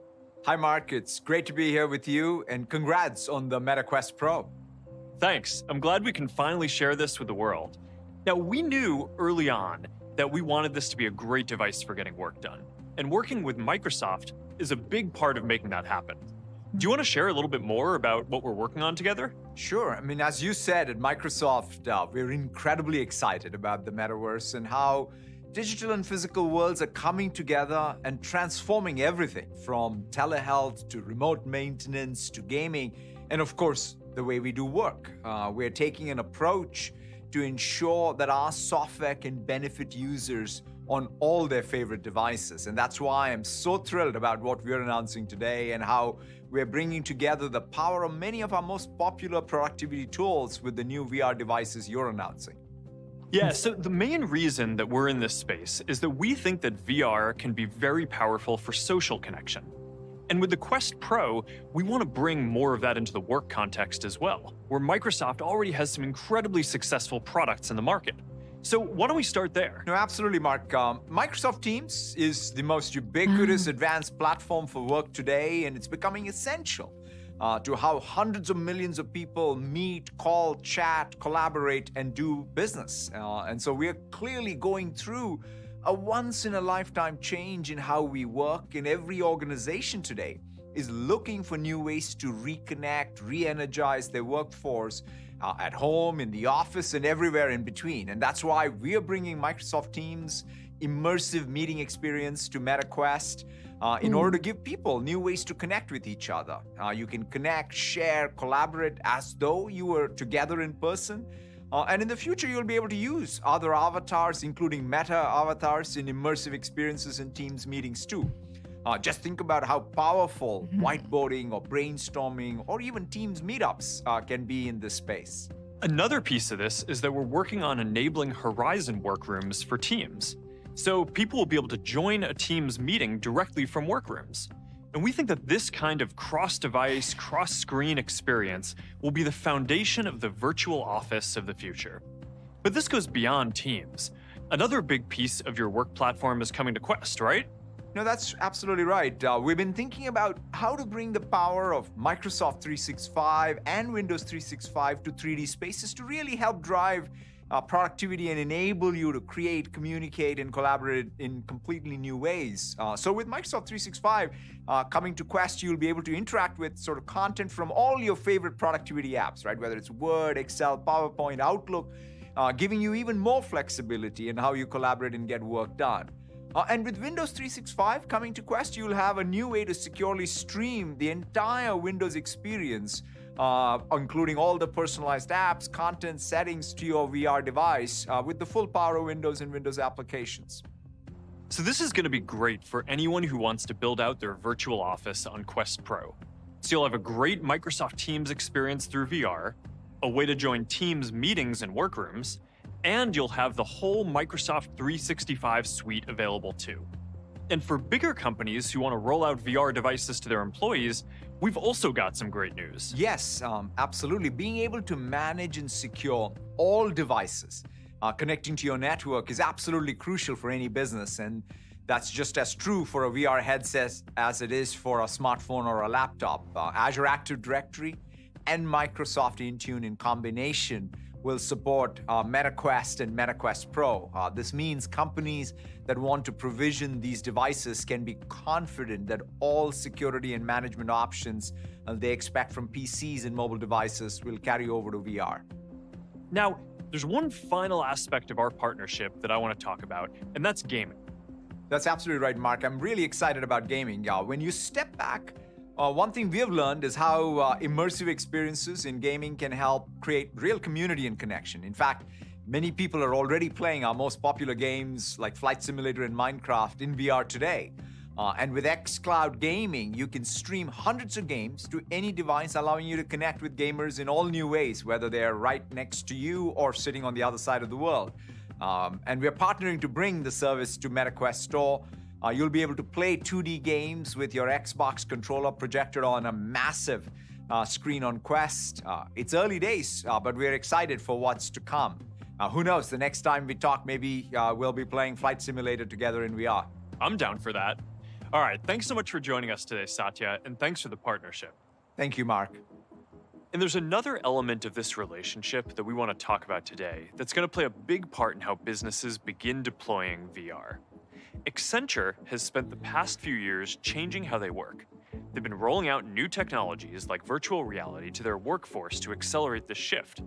And they're helping other businesses make this change too. In fact, they work with 3/4 of the companies in the Fortune Global 500, so they have a pretty big impact on how many businesses work. And now, Accenture's chair and CEO, Julie Sweet, is going to join me to talk more about what's coming next. Hey, Julie. Hi, Mark. It's great to be here. It's great to have you. Accenture is one of the world's biggest employers, and you've been growing rapidly over the last few years. It's been a transformative period for us. We now have more than 700,000 people around the world. Even prior to the pandemic, we were probably the largest global company with a truly remote workforce. And we saw the potential for new technology to support the way we work. So in 2019, we started working with Microsoft to imagine a virtual space where our people could get together. Obviously, this became even more important in 2020. And since then, we've deployed 60,000 Quest 2 headsets. And we have transformed our onboarding process, welcoming over 150,000 people onto our virtual campus that we call the Nth Floor, which we believe is the largest enterprise use of the metaverse. This provides a more dynamic immersion for our new team members, and our research shows a far more memorable one. people retain up to 1/3 more information when it's within an immersive experience. Watching what you've been doing at your scale has been impressive. And we think that working in the metaverse will let you do things that aren't possible with distributed teams today. And bringing together hardware, software, and services is going to be the first step. Absolutely, Mark. We believe that the metaverse will not only change how people work, it will also profoundly change every part of every business. Reinventing how you interact with customers, what products and services you offer, how you make and distribute them, and how you engage with your people, from employee onboarding and training to collaboration and personal productivity. And VR will play a huge role. Yeah, VR has been especially useful for training, and that's going to get even better with mixed reality. And we're excited to work with you on more use cases and to talk about the next stage of our partnership. We're excited too. After what we've learned, we know there's a huge opportunity for our clients. Now we'll be partnering with Meta and Microsoft to help businesses create new experiences in the metaverse at scale. This is a perfect trifecta. The advances in Meta's visionary hardware and software, coupled with the integration with Microsoft's market-leading technology and Accenture's unmatched expertise, bringing the best of tech to industry to create practical, real-world uses and unlock tangible value. This will be game-changing for scaling the metaverse in the enterprise. The future of work is starting now. Yeah, we want our devices to be easy for companies of all sizes to buy, deploy, and use. Next year, we'll launch Quest for Business, which is currently in beta. It's a subscription bundle for Quest 2 and now Quest Pro that includes a suite of features like work accounts, device and application management, premium support, and more. Quest for Business will also unlock access to integrations like we just announced with Microsoft, as well as others in the future. It's going to be priced to suit the needs of different businesses, and we're going to be sharing more details over the coming months. This is exactly what companies want and need to make the metaverse and VR for work a reality.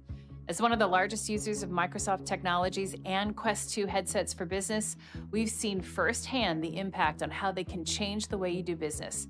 And we're looking forward to further integrating and shaping the many ways enterprises adopt them at scale. This collaboration is a very exciting opportunity for our 3 companies to bring the future to life for enterprises, businesses, and our customers. And this is just the start. This has the potential to accelerate the future of work for so many enterprises. Thanks so much for joining us, Julie. Thanks, Mark. Now, we've spoken a lot about how Quest Pro opens up new possibilities for work, but that's far from the only thing it's going to enable. Now, we can't wait to see what kind of experiences developers will be able to build with mixed reality. Take Beat Saber. It's already one of the most popular VR games of all time. And now imagine what it'll be like when you can turn wherever you are into a Beat Saber arena. So the Beat Games team put together a little demo. Oh, okay. There we are.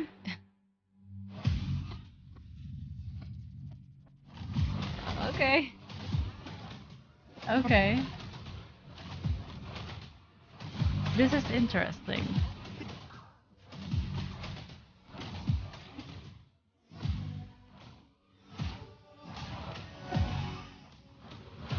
Oh my gosh, Cas. Now, this gives you a glimpse of what's possible. And because we want everyone to be able to create things for the metaverse, not just professional developers, we're working on creator tools as well. Hundreds of thousands of creators already use Spark AR to build AR effects on Facebook and Instagram.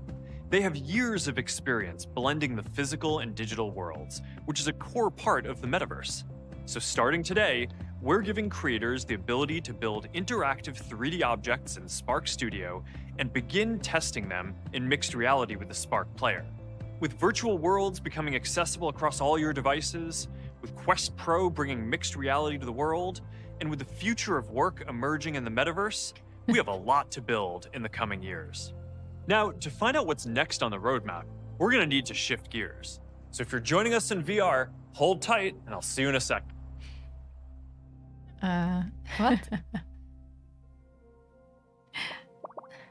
Mark, I'm gonna put a lizard trap in front of you there. Hey, That's so funny. we're here together in Horizon, and this is the first time that we've done this at Connect. And this is a preview of our next generation of avatars. They're so much more expressive and detailed than anything else today, and they have this unique meta style to them.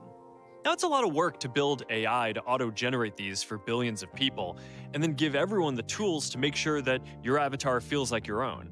But I'm excited to start rolling these out later next year on phones, VR headsets, and more. So, while I'm excited for this next generation of avatars, we are also seeing a lot of developers and partners building great experiences with our current generation of avatars as well. So now, let's meet up with Igarim, who leads our avatars work, to discuss the latest on our avatars and what you can do with them. Hey, Igarim. Hey, Mark. Hey, want to update everyone on the latest with the avatars ecosystem? Yes, we have so many exciting things going on. Our first milestone is making it so you could use your avatar across all of our apps and in VR. The new Meta Account Center, it already allows you to have one or multiple avatars, so you could show up however you want. And if you have one avatar you really like, you can now easily sync it across all the apps and in Horizon. Nice. All right, let's talk a bit more about the integrations that we're building for the apps. Already see avatars showing up in stickers, stories, comments, and more across Instagram, Facebook, Messenger, and in the future, WhatsApp. And we're working on bringing them more to life through animation and to more places like, for example, Reels. We want you to be able to use avatars anywhere you want to express yourself. And we're also bringing avatars to video chat. That's right. Starting with Messenger and WhatsApp, if you want, you'll be able to show up as an avatar. It's going to add a whole new dimension to video chat. Yeah, I think avatars in video chat are going to be like this third mode between video on and video off. You can still express yourself and react, but you're not on camera, so it's kind of like a better camera off mode. Yeah, we're working on this now and expect to launch it next year. And in virtual reality, there's already head and hand positions, so your avatar moves and sounds like you. And now we want to bring that to phones and computers too, using cameras and microphones. So if you wink at your phone, your avatar on your phone should wink too. Making your avatar work across all kinds of devices and apps truly creates continuity across experiences. Yeah, you should be able to take your avatar and virtual goods everywhere that you go. Absolutely. There are already dozens of apps on Quest that support Meta avatars, and we're building partnerships so you can use your avatar across lots of different experiences. And in fact, today we're announcing partnership with Zoom that will let you show up as your avatar on Zoom calls. So to make this easier, we're extending the Meta Avatars SDK to iOS and Android on Unity. And I'm also excited to share that the Meta Avatar SDK will soon support Unreal Engine and virtual reality too. These expansions will make it a lot easier for more developers to start building meta avatars into your apps. Yes, we're testing this with a small group of partners now and plan to release this more broadly next year. Yeah, so right now, a lot of developers are building their own avatar systems since the tools that you can import are pretty basic. But over the next year or two, as all these new tools and styles become available, and as the hundreds of people that we have working on avatars keep improving the system, I just think that more and more developers are going to find building with our interoperable avatar stack will offer a much simpler and better experience. And speaking of making it easy to add new styles, we have some news about the Avatar Store too. The Avatar Store is launching in VR later this year, so you'll be able to shop for virtual clothing in VR. We're joining with a bunch of partners across sports, entertainment, and more. You're going to start seeing a lot more of your favorite familiar brands. These integrations, they're going to be pretty awesome. And later this year, keep a lookout in the Avatar Store for new outfit releases from Netflix. Giving people more ways to express themselves through digital clothing will help kickstart the marketplace for interoperable digital goods. So if you buy a sweater, you're going to want to be able to wear that on your avatar no matter what app you're using. So we're going to see more creators, developers, and brands experimenting with this. And beyond clothes, we're also improving the core avatars themselves across the whole family of apps. Mark, I'm sure you've seen the new face shapes we introduced earlier this year, as well as cochlear implants, over-the-ear hearing aids, and wheelchairs. Yeah, and we have some big improvements to representation coming too, with more options for body types as well as shaders for more realistic skin. There's one more feature coming soon that's probably the most requested feature on our roadmap. What? Legs. Oh, legs. Jumping. I know you've been waiting for this. I think everyone has been waiting for this. But seriously, the legs are hard, which is why other virtual reality systems don't have them either. And the perceptual science behind this is actually quite interesting.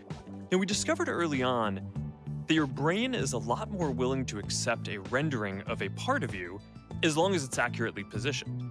But if it's rendered in the wrong place, then it just feels terrible and it breaks the whole feeling of presence and immersion. So that's why we started off showing just controllers, but not your whole arms.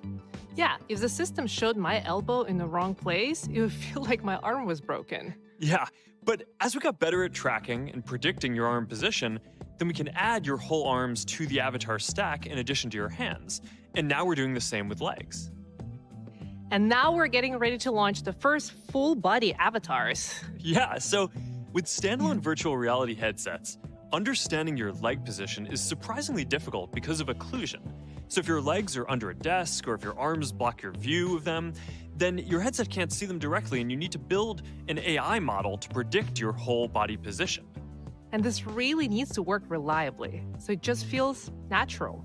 Yeah, so that's why we're going to bring legs to Horizon first. And we're going to keep bringing them to more and more experiences over time as we improve our technology stack. And we will bring new tech that lets developers implement custom avatar actions and behaviors for the experiences they want to create. That's coming next year, too. And I'm looking forward to seeing what all of you will build. All right. Thanks for stopping by, Igram. We have a lot to do, so I'll see you in the next review. Great. See ya. Avatars are going to be central to how we express ourselves in the future. And this is a unique opportunity to build some really interesting things at the intersection of expression, social interaction, creation, and commerce. With Horizon Worlds and Workrooms, we're already starting to see early glimpses of what this social metaverse could look like. Just check out some of the things that are happening already. Creators are building social spaces like the Soapstone Comedy Club, the Stew, a hip-hop recording studio, Nope World, and a whole lot more. And as this social-first platform takes shape, we're thinking about the virtual space that you will call home. When you first put on your VR headset or open Horizon, you're going to land in your own personal space, somewhere that you can design and decorate and make your own, invite your friends to hang out, get work done, or just relax and use it to jump into any experience. All right, now let's take a look at what's next. What? There's more? Next? What is next? The future, I think. AR, isn't it? With Quest Pro, our next generation avatars, and Horizon Worlds, we're making good progress on two of the most powerful windows into the metaverse: virtual reality for full immersion and mixed reality for blending physical and virtual worlds. Looking towards the future, the last set of experiences that need to get built is augmented reality, where you see digital objects overlaid perfectly on the world around you. Now, the fundamental technologies across the stack to build full augmented reality glasses are coming together. The waveguide displays, sensors, silicon, AI, and more. I've seen a lot of these pieces working in the lab, and it's awesome. Now, I think that this is some of the most amazing technology in existence right now, and it's going to be really neat to see it come together into products over the next few years. Other pieces are coming along nicely too, like our Spark software that's already being used by creators to build AR experiences that more than 750 million people engage with monthly in our mobile apps. And developers are going to be able to start building a lot more mixed reality experiences on the path to full AR using Quest Pro. Now, one thing that makes AR so hard is that the form factor needs to be something that you wear outside, around other people, and potentially all day long. And that's different from where VR is today. Glasses need to be relatively small to look and feel good. So we're approaching building augmented reality glasses from two different angles. The first is building out all the technology we need for full AR glasses and then working to fit it into the best glasses form factor we can. The second approach is starting with the ideal form factor and working to fit more and more technology into it over time. And we took our first step forward on this last year when we partnered with EssilorLuxottica to introduce Ray-Ban Stories. Ray-Ban Stories are our first ever smart glasses. You can take photos and videos, share them to Instagram, listen to music, or even take phone calls. But what sets them apart is the design of these glasses that people already know and love. Now, this is just the first product to come from our partnership. And to talk more about what's coming, let's catch up with Rocco Basilico, the Chief Wearables Officer at EssilorLuxottica. Hey Rocco, great to see you again.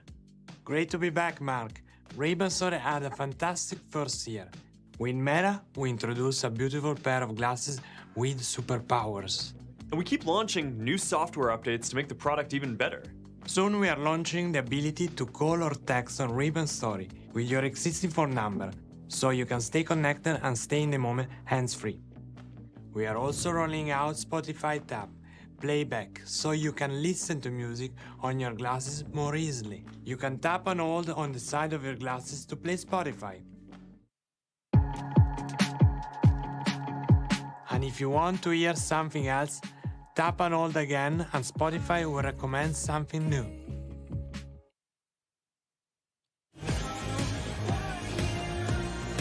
And you also keep launching new designs. Yes, we have added more style, lens and color combination, including transition lenses for all the use that go from clear to dark in seconds. So this is the first product that we built together, but we've got bigger plans. So do you want to give a hint of where we're going? Well, we are working together on a new set of glasses to build a portal to the metaverse. It's an exciting multi-year project. And this is different from what we're already doing with Project Nazare. We view our partnership with Meta as a deep long-term partnership.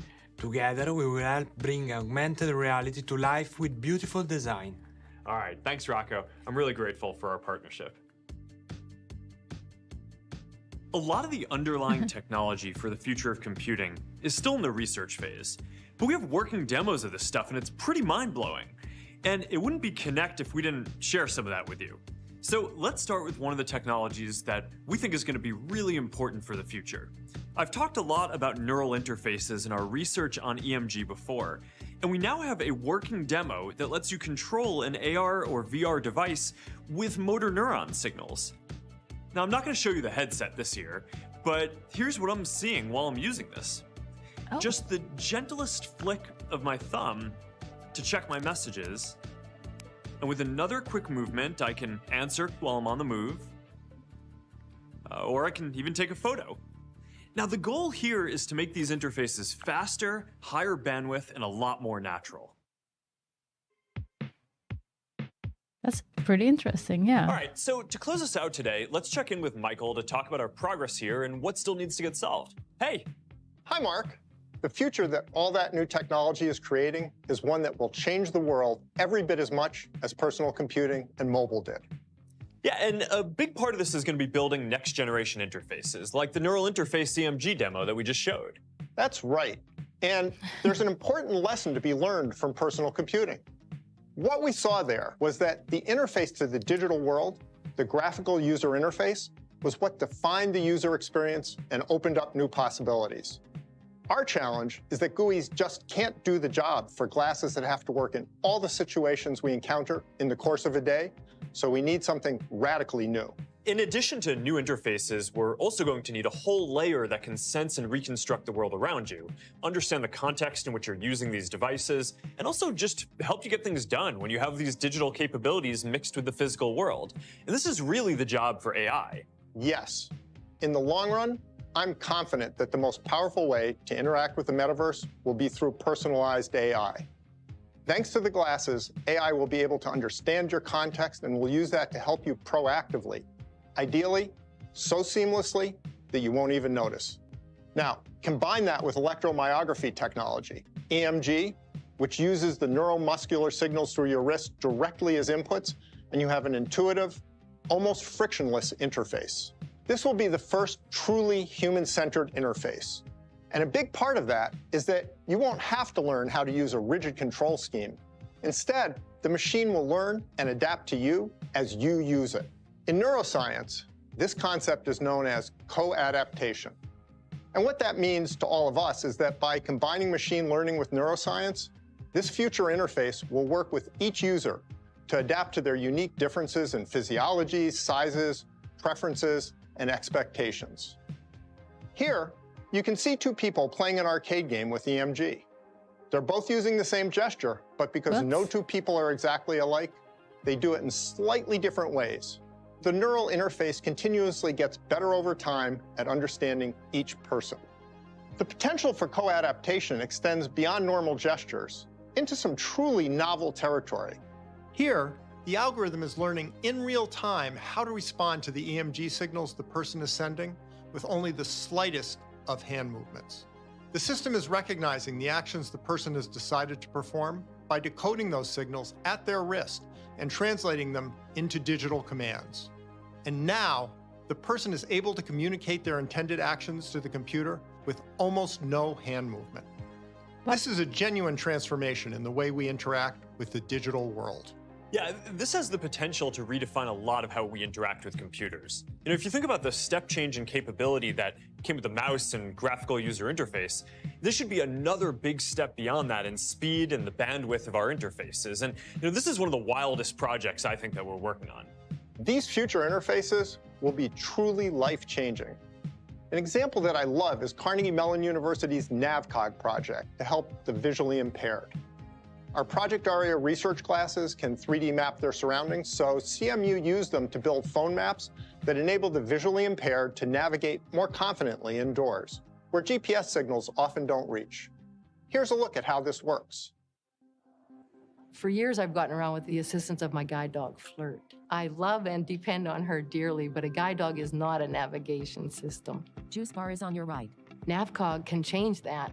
There is a ramp, 140 feet. What we're working on is a turn-by-turn assistive technology that we've developed at Carnegie Mellon University. We teamed up with Reality Labs and Meta and started using their Project ARIA research classes to build a 3D map of the Pittsburgh International Airport. The maps help the user figure out where they are without having to rely so heavily on external beacons. This is huge because it makes NavCog scalable.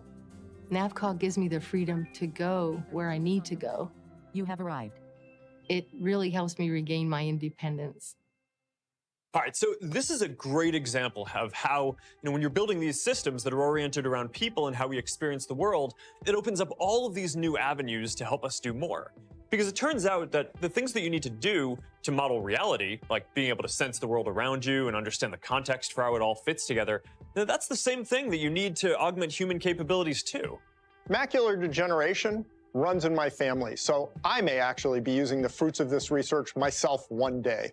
Helping the hearing impaired is also on the horizon, and that's another thing that runs in my family. I didn't set out to build glasses for my future self, but it does seem to be working out that way. There's so much more that the interface of the future will bring us, like the ability to right-click on a real object to find out information about it, control our devices without looking down, and get proactive assistance from a personalized digital assistant. We will one day be using this interface to do everything we do now, but more easily, plus a ton of things we haven't even thought of that we'll consider indispensable. Yeah, so one example is being able to build and manipulate complex 3D objects. And this is central to the metaverse, but it's hard to build 3D objects from scratch. It's much quicker and easier to just use physical objects as templates. Today, there's no easy way to do that. So we're researching two different technologies to solve that problem. The first one uses machine learning-based neural radiance fields to reconstruct the appearance of a 3D object from multiple 2D images taken at different angles. This method can reproduce even the finest details of an object. All right, so we're gonna scan Teddy, not just because he's super cute, but also because he's got the right dimensions and level of detail for what we're trying to replicate. So here's how it works. So we just scan him on the phone. And that's about it.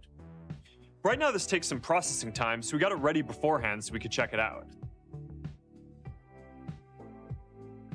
Oh, wow. The level of detail on this is impressive. You can kind of see all these fine elements of it, like each individual strand of its hair. And you can even see through the semi-transparent bow tie that he has on. It's pretty awesome. Yeah, it's just a beautiful reproduction.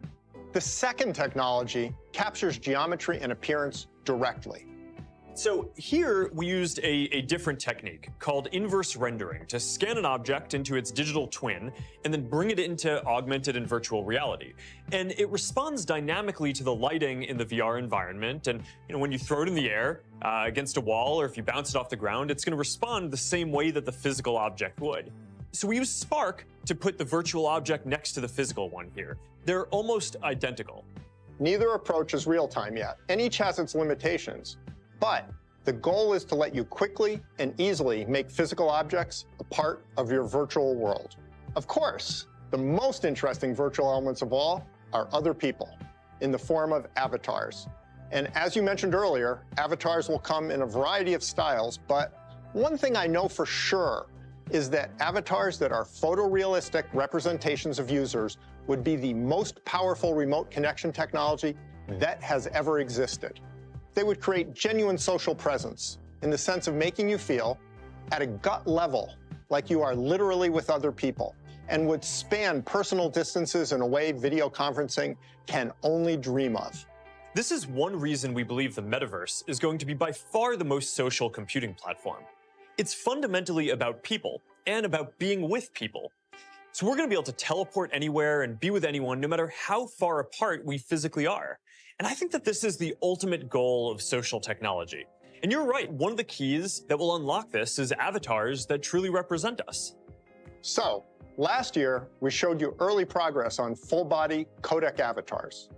Yeah, and what sets codec avatars apart from other high-quality avatars that you might have seen is that they're fully drivable. So that means that they're not limited to preset movements or expressions. This is an avatar that you can control live in real time with no need to render or export video. So it can photorealistically reproduce individual people rather than just generic characters that artists designed. Of course, securing your avatar will be critical. We're already thinking about things like encryption and tying your avatar to an authenticated account. But beyond privacy, we've continued to develop this technology. For example, it's now possible to change your virtual outfit whenever you want. Cool as that is, it's the face, expressions, eye contact, slight motions that is most quintessentially human. We're putting a lot of research into making the faces of our codec avatars truer to our physical forms. Mark, do you want to show us the latest in codec faces? Yeah, definitely. Last year during our visit to the lab in Redmond, I saw the second generation of our codec avatars. So these second generation avatars are pretty amazing, right? They're much closer to how you might want to show up in a setting like a work meeting. So I made one of myself. Now we've made them a lot more expressive. And not just simple things like looking left, right, up, down, but also the nonverbal cues that we rely on to communicate with each other and understand tone. Things like raising an eyebrow, squinting, widening my eyes, or scrunching my nose. These avatars are way better at capturing those subtleties that define physical interactions. They're just much more natural. And being able to control the lighting on the avatars adds another dimension of life to them. When we move the light around, you can see how it interacts with my hair, or reflects on my skin, and you can even see it in my eyes. Now, these are awesome, but they also take a really long time to generate. So we're working on something that's a lot quicker for people to use. And we've made a lot of progress with what we call instant avatars. So here's Autumn from our RL Labs team doing a demo of the process to show exactly what goes into this. These are much quicker and easier to make. All you need for the scan is your phone, and you can pretty much do this anywhere with reasonable lighting. She scans her face from different angles with a neutral expression for about 30 seconds, then spends another minute and a half making a variety of expressions. And that's really all there is to it. Hi guys, my 3D avatar is ready for use in my phone or VR. It just took a few hours to generate after my scan, and the team's working on making that processing a whole lot faster. Now, obviously, this isn't the same quality as you just saw with the 2.0 codec avatars. However, they're still pretty expressive and realistic. We're putting a whole lot of effort into developing these so anyone can easily create their own high-quality, realistic avatar for themselves. All right, thanks, Autumn. Now, this is some of the most inspiring stuff that I feel like we get to work on. So it's great that we're at the stage now where the research foundations that we've laid over the past years are really starting to show up in real products. For sure. There's still plenty left to do, and everything we've just talked about is still research. It may or may not end up in our products, but it's definitely a glimpse of where technology is headed. Thanks, Mark.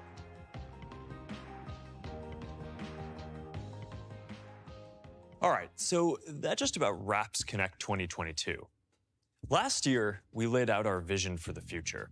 And this year, we are taking another big step on the path to get there. What we shared today is the first move towards the 200 million people who get new PCs every year, one day working in the metaverse. We're still early in this journey. The products that we showed today are a part of a roadmap that extends far into the future. Quest for consumers, Quest Pro for work and people who want the best VR experience that we can build today, and Ray-Ban Stories for smart glasses. And there are going to be more releases in each of these lines in the years to come, as well as whole new categories of products built for augmented reality and neural interfaces. This is an exciting time to be working on the metaverse. We're investing in this because we believe that there's massive potential here, and we want to bring the best engineers, developers, artists, and like-minded partners together to help build this future. We're at the beginning of a new era in computing. Major shifts like this don't come around that often, but we're starting to see one now, and it's going to shape how people connect for decades to come. I want to discuss two values that we believe in deeply that you can expect us to bring to this work. The first is putting people at the center of everything we build. We believe that the next computing platform has the potential to be more social and more human than anything that's come before, if we build it correctly. That's why so much of what we've shown today is about improving how we connect and interact, building out Horizon as social infrastructure for the metaverse, prioritizing hardware that supports facial expressions and eye contact, creating new ways for people to meet and collaborate at work, designing new avatars and photorealistic avatars. These are things that you prioritize if you're focused on helping people connect. So while the underlying technology is pretty inspiring by itself, the reason that we're in this is because it can bring you closer to other people. This is our company's DNA. It's in every service we build. Your friends on Facebook, your followers on Instagram, your family on WhatsApp. It's always about people. And that's how we hope to build the metaverse too. The second value is openness. In every generation of computing, there's been an open ecosystem and a closed ecosystem. There was Windows and Mac, then Android and iOS. Closed ecosystems focus on tight control and integration to create unique experiences and lock-in, although most of that value ends up flowing to the platform over time. Open ecosystems create value and grow through many companies working together, developers having lots of choices, and ultimately more people sharing in the upside of what is created. An interesting thing about the history of computing is that different models have won out in different periods. It's not predetermined which will be the primary one this time around. But as someone who has experience building under both models, I strongly believe that an open, interoperable metaverse built by many different developers and companies is going to be better for everyone. As you can see today from all of the different partners that we're working with, I see our role as not just helping to build this open ecosystem, but making sure that the open ecosystem wins out in this next generation of the internet. Philosophically, we've always been about building in the open. We'd rather show the progress we're making and talk about the challenges we're still working through. We don't have all the answers because some of them just don't exist yet. We're all on this journey together. So if you care about technology and how it can help us connect, if you want to help build a world where we can all experience things that haven't been possible before, if you believe in a future where we can all do more and be more present, then I hope that you're just as excited as I am. So thank you for being a part of this journey, and we'll see you again soon. Bye. Bye. See you soon. Yeah, I gotta agree with a lot of you. What's It'll get a little bit disappointing from MetaConnect. Oh, wait, It but this is something my else. pleasure to welcome you once again to MetaConnect. thank you, our passionate community of creators and developers, for joining us today as we celebrate a year of innovation I think and they're take a look now- at all of what lies ahead for all of us. I'm Melinda Davenport, Internal Comms Director at Meta, and I'm honored to help guide you through all of the exciting I think they're now just gonna do the developer sessions, and John Carmack is gonna speak a little bit on, but it's gonna take a really long time, like a few hours. So we're not gonna watch everything. The biggest thing I was super excited for was, of course, the news on Quest Pro. I had so much hope it was gonna be less expensive than $1,500, but you know, we expected this. We should have known. I felt like, I don't know, guys. Yeah. Yeah, it was definitely this whole stream was definitely, someone said it was more for investors and companies, not for consumers. Definitely that. And I also agree with someone else who said that this is needed to progress VR, even though it's boring. But yeah, enterprise probably, if enterprise comes in, probably will bring a lot more people into the VR industry. It's good news for everybody. So I agree. It's a double-edged sword, I guess. So I do think for like for working in VR and like the meetings and stuff, I think it can be interesting, but like yeah, your company needs to buy like headsets for everyone, so everyone can join in Teams or like in. That's gonna be hard. I would love to have that. It's so expensive. I don't know if it's gonna be worth it, even though it has backwards compatibility with Quest 2 games. I don't know if it's gonna be worth it to buy this headset just for the games, though, because you got Pico 4 now, and you have PSVR 2 coming up. I would rather wait for those headsets before getting this one. So they actually bought the web store. The store page just went live. It did. Oh, let's look at that. I don't know if it says much though. You can pre-order it if you want now. Oh wait, what am I doing? No, I'm not pre-ordering that. Here we go. Yeah, 1,800 euros for us. What? It's 1,800 euros? Well, yeah, it's that tax included for us. That's so much. What the hell? Oh, that's a lot, actually. They haven't said anything really about the tech specs. I wonder if it's on here at all. 1,800 euros. Oh my goodness gracious. So it's like $1,500. And like dollars and euros are almost like the same rate at the moment. Yeah. So that's crazy. Oh my gosh. That's 300 more. Yes. Yeah, $1,500 is without the sales tax. So that's without sales tax. So you will have to add that. Ooh, that's a lot. Sales tax over here is a lot though, 21%. That's a lot, 21. In the US could be like 10% or something. Yeah, depends on where you live. That's nice. It's nice. I don't know. I don't feel really that hyped like before. Like last year was really awesome, but this year, I don't know. Yeah. But I don't know, guys.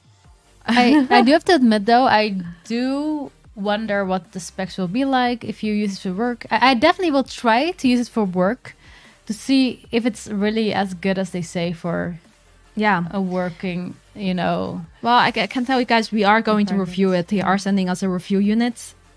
So we will making a review video anytime. But right now, like first impressions, just seeing what they have announced, I don't think it's gonna be a headset I think it's a headset that's hard to recommend for any consumers, to be honest. And also, I still don't see any tech specs here. Do you guys see? Where are the tech specs? 3 cameras, Snapdragon 662.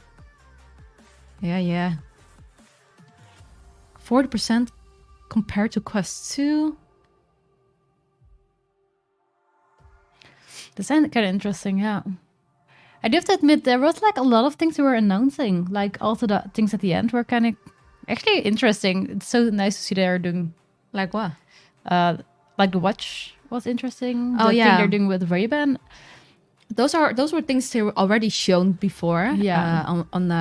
They have like this Facebook Reality Labs section where they do all these scientific stuff. They try things, but these are products that are probably not coming for the next Yeah, couple that's of actually years, true. 10 Oh, years. something that is coming though, which were also nice to see. The games, I guess. Those were kind of nice, kind of hyped. They had some really cool games coming out. Yeah. I mean, Iron Man VR, I really enjoy. I finished the whole game on PSVR, and I thought they did a really good job with all the mechanics and the story. So I'm pretty excited it's coming to Quest as well, especially since it's a PS4 game coming to a standalone VR headset with a mobile chip. So yeah, that's going to be pretty cool. interesting to see that. And Saint and Sinners. Saint Sinners Chapter 2 finally got a release date. Finally. I'm super excited about the game. Loved Saint of Sinners is my favorite game. One of my favorite VR games. So I'm excited for that one as well. And also for the game that they are making now, the Behemoth game, which is new. That sounds interesting. But since they've done such a great job with Saints and Sinners, I'm excited for Behemoth as well. So true. And also, not to forget, Cas, because you're always so sus. Among Us. Hello. Among Oh Us my VR. gosh. I don't know about that though. I know you're wonder super though. excited about that one. Yeah, but I do have to admit, like, I watch a lot of YouTubers who play Among Us because, it's so entertaining. But I wonder how it's going to be in VR. So I really have to wait and see. I also feel like guess. the hype is already gone though. But it's still fine because it's just the way the game works. Because I love games like that. Like also where you have to be able to lie to each other and have to think of a story and be sneaky like that. I cannot lie though. I'm really bad at games like that. It does sound fun. It's so interesting It to does see. sound fun. Yeah. I just wonder if people are still like interested in playing that game. They probably played it to death already. Something I was wondering though, like if you have the new headset and you play Among Us, they will have all like your face features as well. So it's really hard to lie then because they can see your whole body and your whole face and your whole emotions. So that's going to be kind of funny though. Yes. And I gotta say, I am really interested in how the controller's gonna work. Yeah. I mean, they are gonna have like little cameras on the controllers itself, so it should not have as much controller occlusion or whatever, controller tracking loss. Should be better. Plus, it looks like tiny SF, which is cool. It looks comfortable. I'm interested in that, and also the stylus thing that you could like put a little stylus tip on below it so you can draw. Oh, that was cool. I think that's really cool for especially like someone like you who works in architectural engineering. Yes, so true. And actually, I think it was such a surprise that they added that feature. It's so interesting. It's just a really neat feature. It was already rumored though. Oh, it was? Oh, that's so But sneaky. they never showed like footage of what it's gonna look Oh, like. it looks so this is the so- first time we saw what it's gonna true. look like. Agree though. I agree. I'm definitely gonna try it I out. think the only thing that would make this headset maybe a recommendation is if you're gonna use it for work instead of like a TV screen or monitors. If that's like if the quality is good enough for that, maybe it would work. But the pass-through did not look that good yet. Yeah. So It was I don't know. okay. We're gonna have to Yeah. test that. Controllers are remote advanced hand slipping and TV breaking included. What? Yeah, it does look like you're like if you hit a wall with those controllers, you're gonna hit your hand. You're gonna break your hand. I think you're gonna break the controller as well. It didn't look that sturdy either, but it did look really like comfy. So I really wonder how it's gonna be when you hold it. Yes, probably really. Good. And they stole the idea from Pico. They put the battery at the back of the headset. They did. Yep. Which is Ah. great because the Pico headset is actually really comfortable just because they always put the battery at the back, which I don't understand why Meta hasn't been doing until now. So it looks great. Yeah, true. And also it really reminds me of the Lynx R1. Oh, it definitely does. It looks amazing, to be honest. it does look really great. Yeah. Yeah. I like it. Yo, there is hand tracking. Yes, there is hand tracking. You can actually see it from here. Here you can see it. Oh, But yeah. I wonder how good the hand tracking is. Yeah.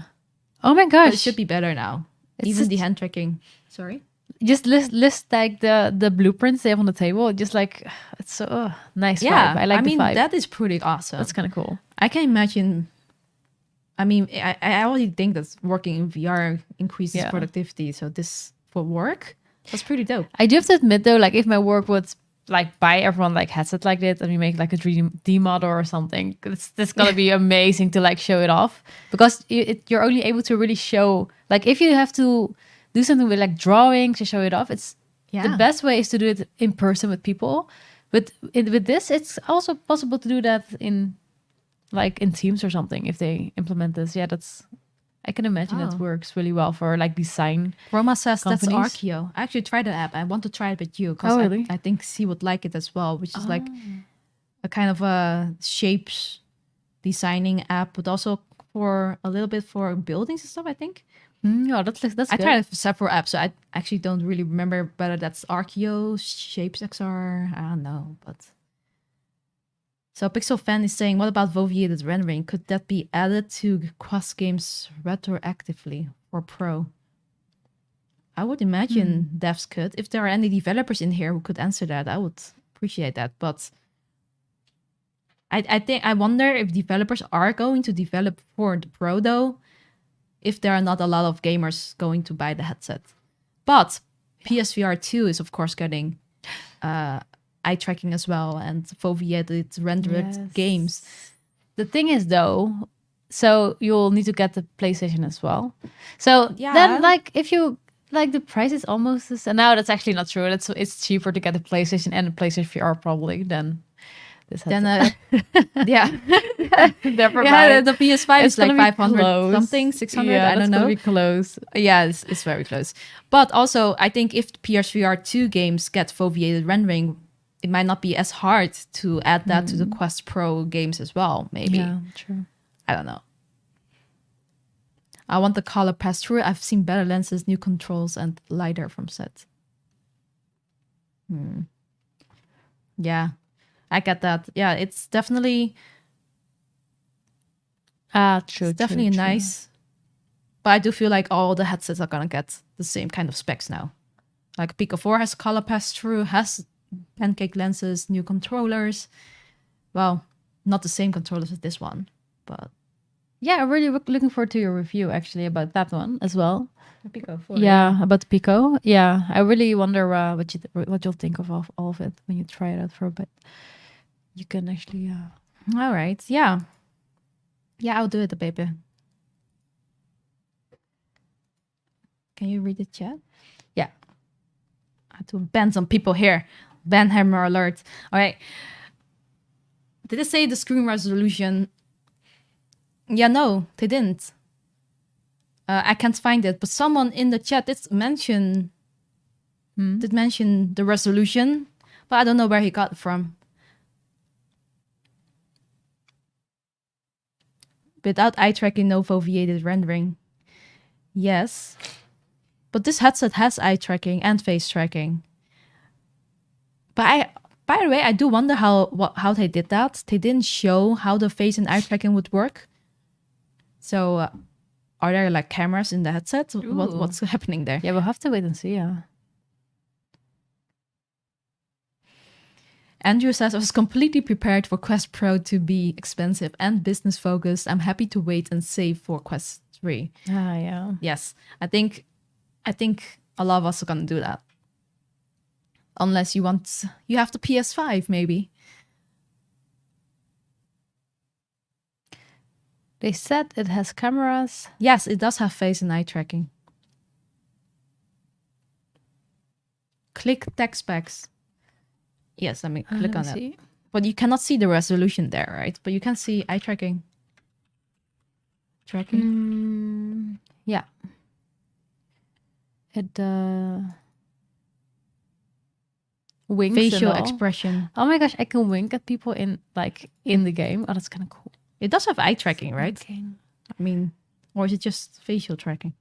I think it has eye tracking. 1800 times 1920 per eye. Is that the rumored specs or are these specs that you can find somewhere? Thank you, Gary. I appreciate you all joining today. That was really fun. I think we're going to do this every year. What do you think, Chary? Would you do this every year? Of course, I will. If the wife says she'll do it, we'll do it. We will do that.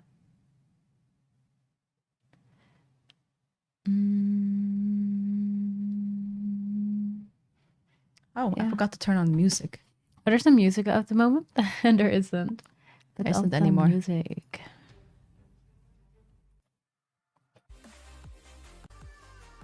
Well, I heard some. So did they have the new Qualcomm chipset in it? Sorry, what? A new chipset, Qualcomm? It's not. I don't think it's new. Is that a new one? No, XR2 already existed, but I think they probably just unlocked all the features or something. Oh, that's it then. By combining the tech. Yeah. My God, the part with Microsoft and then Accenture, it's not really something for us gamers. Yeah, I wonder though, like Microsoft, like that's actually a good one because Microsoft is doing the HoloLens. Will they like collab on the AR glasses now, or is it still gonna be not? Yeah, that's so. They can. Apparently, they do stuff together. So yeah, who knows? maybe. That'd be interesting.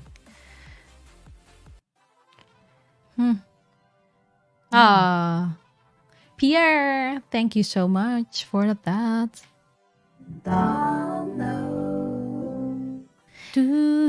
Says thank you for the helpful information you've shared over the years.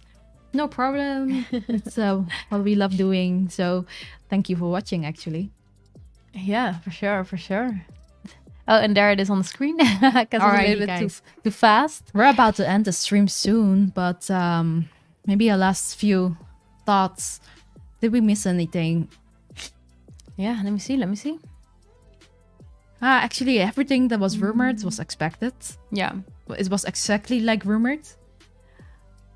So, pretty cool. I think I'm most excited about the controllers. Oh, you are? And maybe the mixed reality experiences, but I'm a little bit sad that there might not be a lot of game developers developing for it. And also we saw the dock, of course, which is really cool. That's so neat. It was so clean. Does it include the dock actually in the price? That's a good one. Because it was rumored it was not going to be included. I don't think so. It doesn't show on the picture either, so I don't think so. No. What's included? It's probably like it should be on the. Oh, here it is. Oh, yeah, it is. It does. Oh, it is included. Oh, that's nice. Oh, it's weird that it don't show it on the first. It includes the stylus tips as well. 2 of them. I didn't expect that. Light blockers as well. Yeah. A cable clip. They didn't have that. Cable clips are really nice. I don't know why a lot of. Isn't it wireless? But okay. Oh wait, what? Oh, maybe for like if you use it with link cable. That's in. Oh wait, that's weird. You're right. That's kind of weird. I don't know. Or is it for the dock maybe the docking station? Maybe. I don't know. But that reminds me, they released the knuckle straps things for your Quest 2 controllers. Yeah. Which I thought was kind of funny because, I mean, all third parties already had that. Like everywhere on Amazon, VR cover already had it. I think everyone already has knuckles for the controller. Oh so why spend the time on that? I would have to admit though, $300 for the controller. That's kind of expensive if you like break one though. Well, is it $300 for one? For one controller, or is it like a set? Jeez, that's a lot. I think. Controllers. So it's maybe for 2, like $150 each. No for problem, 2. guys. Okay, 300 for 2. Okay, that's the stylus tips are gonna be used for drawing in VR, making it easier apparently to draw. Maybe it can touch like a surface or something. You know what I did like? The thing he showed with the teddy bear that you're able to scan. We can scan our cat. That is one of the future things though. But that is really cool. That's gonna be. I thought that was really cool. I mean, being able to scan an object so fast and then having it represented in 3D virtually and being able to look at that's awesome. I mean, imagine that as a diary 3.0 or something, like, I don't know, capturing your memories that way. True. That's pretty cool. I love that. And also the realistic avatars. Oh, it's gonna be so funny. Oh, I'm gonna love that. It kind of looks scary too, but it is very cool how realistic they can make that look, right? So Kanye, I'm gonna give Milky Way food. He'll stand still, probably. Just by giving food always works. Oh yeah, Xbox stuff. Oh yeah, Microsoft, and then also the Xbox Cloud's Game Pass, was it? Oh yeah, so you can play like the 2D game in like on a big screen in your VR headset, right? Yeah, that's interesting. because you were able to do that before by doing a lot of hacks, but it wasn't working well. And not all games worked. Like not all the controls were translated into the game. So that's pretty cool because I tried that with Stadia and it's fun to, like when she's like hogging the TV, I can go in VR. Excuse me, I'm never doing that. We have one nice TV, okay? One nice TV. So when she's watching her favorite Spanish soap series, I need to sometimes I like to game. Practice my Spanish. And then that's like a good solution. Yeah, that's actually true. Like if you still want like a huge screen, you can just play in your headset. That's actually good. Yeah, imagine that doing that in the plane or something. I mean, sometimes you don't want to VR in the plane. Oh my gosh, like that's gonna be so cool. Like being able to maybe watch him. Oh yeah, you can already do that. Like play a game, play Xbox games. Yeah, it's like on a huge screen in a plane. That's actually maybe that's a cool use case for the Quest Pro as well, because they said something about monitors and stuff. If we could connect it to like a Switch or something, or like a Steam Deck, and then use that. Oh my gosh, yes. Oh, that makes so much sense. That's why someone said Nintendo and Meta. Yeah. Oh, it's better than looking at this. No, I'm not sure if that's possible. I'm just saying. No, that would be cool though. Yeah. Like we're just like dreaming. It's probably not possible, but they are looking to replace the computer somehow. Yeah, it does sound like that. That's true. Which I do think is the future, to be honest. Yeah. Replacing all monitors. Imagine how clean your desk will look. You come in your office, you don't even monitor, you just have like keyboard and mouse. Headset. No, and keyboard and mouse as well. Okay, yeah. But just a headset instead of your monitor on the on the table.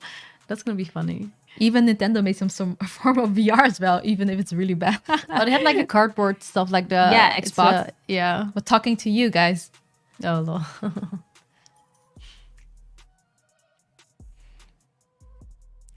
Yeah. Yes, Eric, the HoloLens, right? Yeah. I need to sneeze. Are you okay, Chair? Are you getting... I'm a little bit... What's going on with you? Are you sick? A little bit. Oh, no. Yeah, I think we'll stop the stream so you can rest up, Pepe. I think he's getting a little bit sicky. Oh, yeah, sorry. So have you tried the Unreal glasses yet? Glasses? Yes, I have. But not the Air version. I only tried the Unreal Lite. And I think those are the best AR glasses I've tried so far. I haven't tried a lot of them though.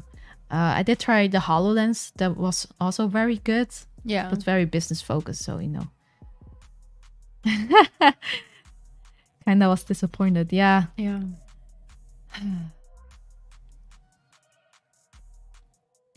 All right, guys. Be on the lookout for a lot of cool videos coming up on the channel in the next few weeks. I'm pretty excited about making those videos. So, I mean, in the end, even though this was kind of a disappointment for us gamers, I do think this is another step for the VR industry. I do think by having Meta investing so much in it, it's definitely gonna be good for VR, and eventually we'll just grow and become mainstream, have more people in there, get those AAA games. I can't wait for that time. Please. And gotta be a bit multiplayer patient as well. Multiplayer games, I need them. I need those to play games with you. So yeah. Yes. Thanks, guys. I'm about to log out. We'll talk soon. I have a lot of information to digest, so I'll probably digest that in the next couple of videos. Yes. And thank you all as well for the awesome discussion and for joining today. We all love you guys, and I'll see you guys in a couple of days. Bye. Bye, everyone.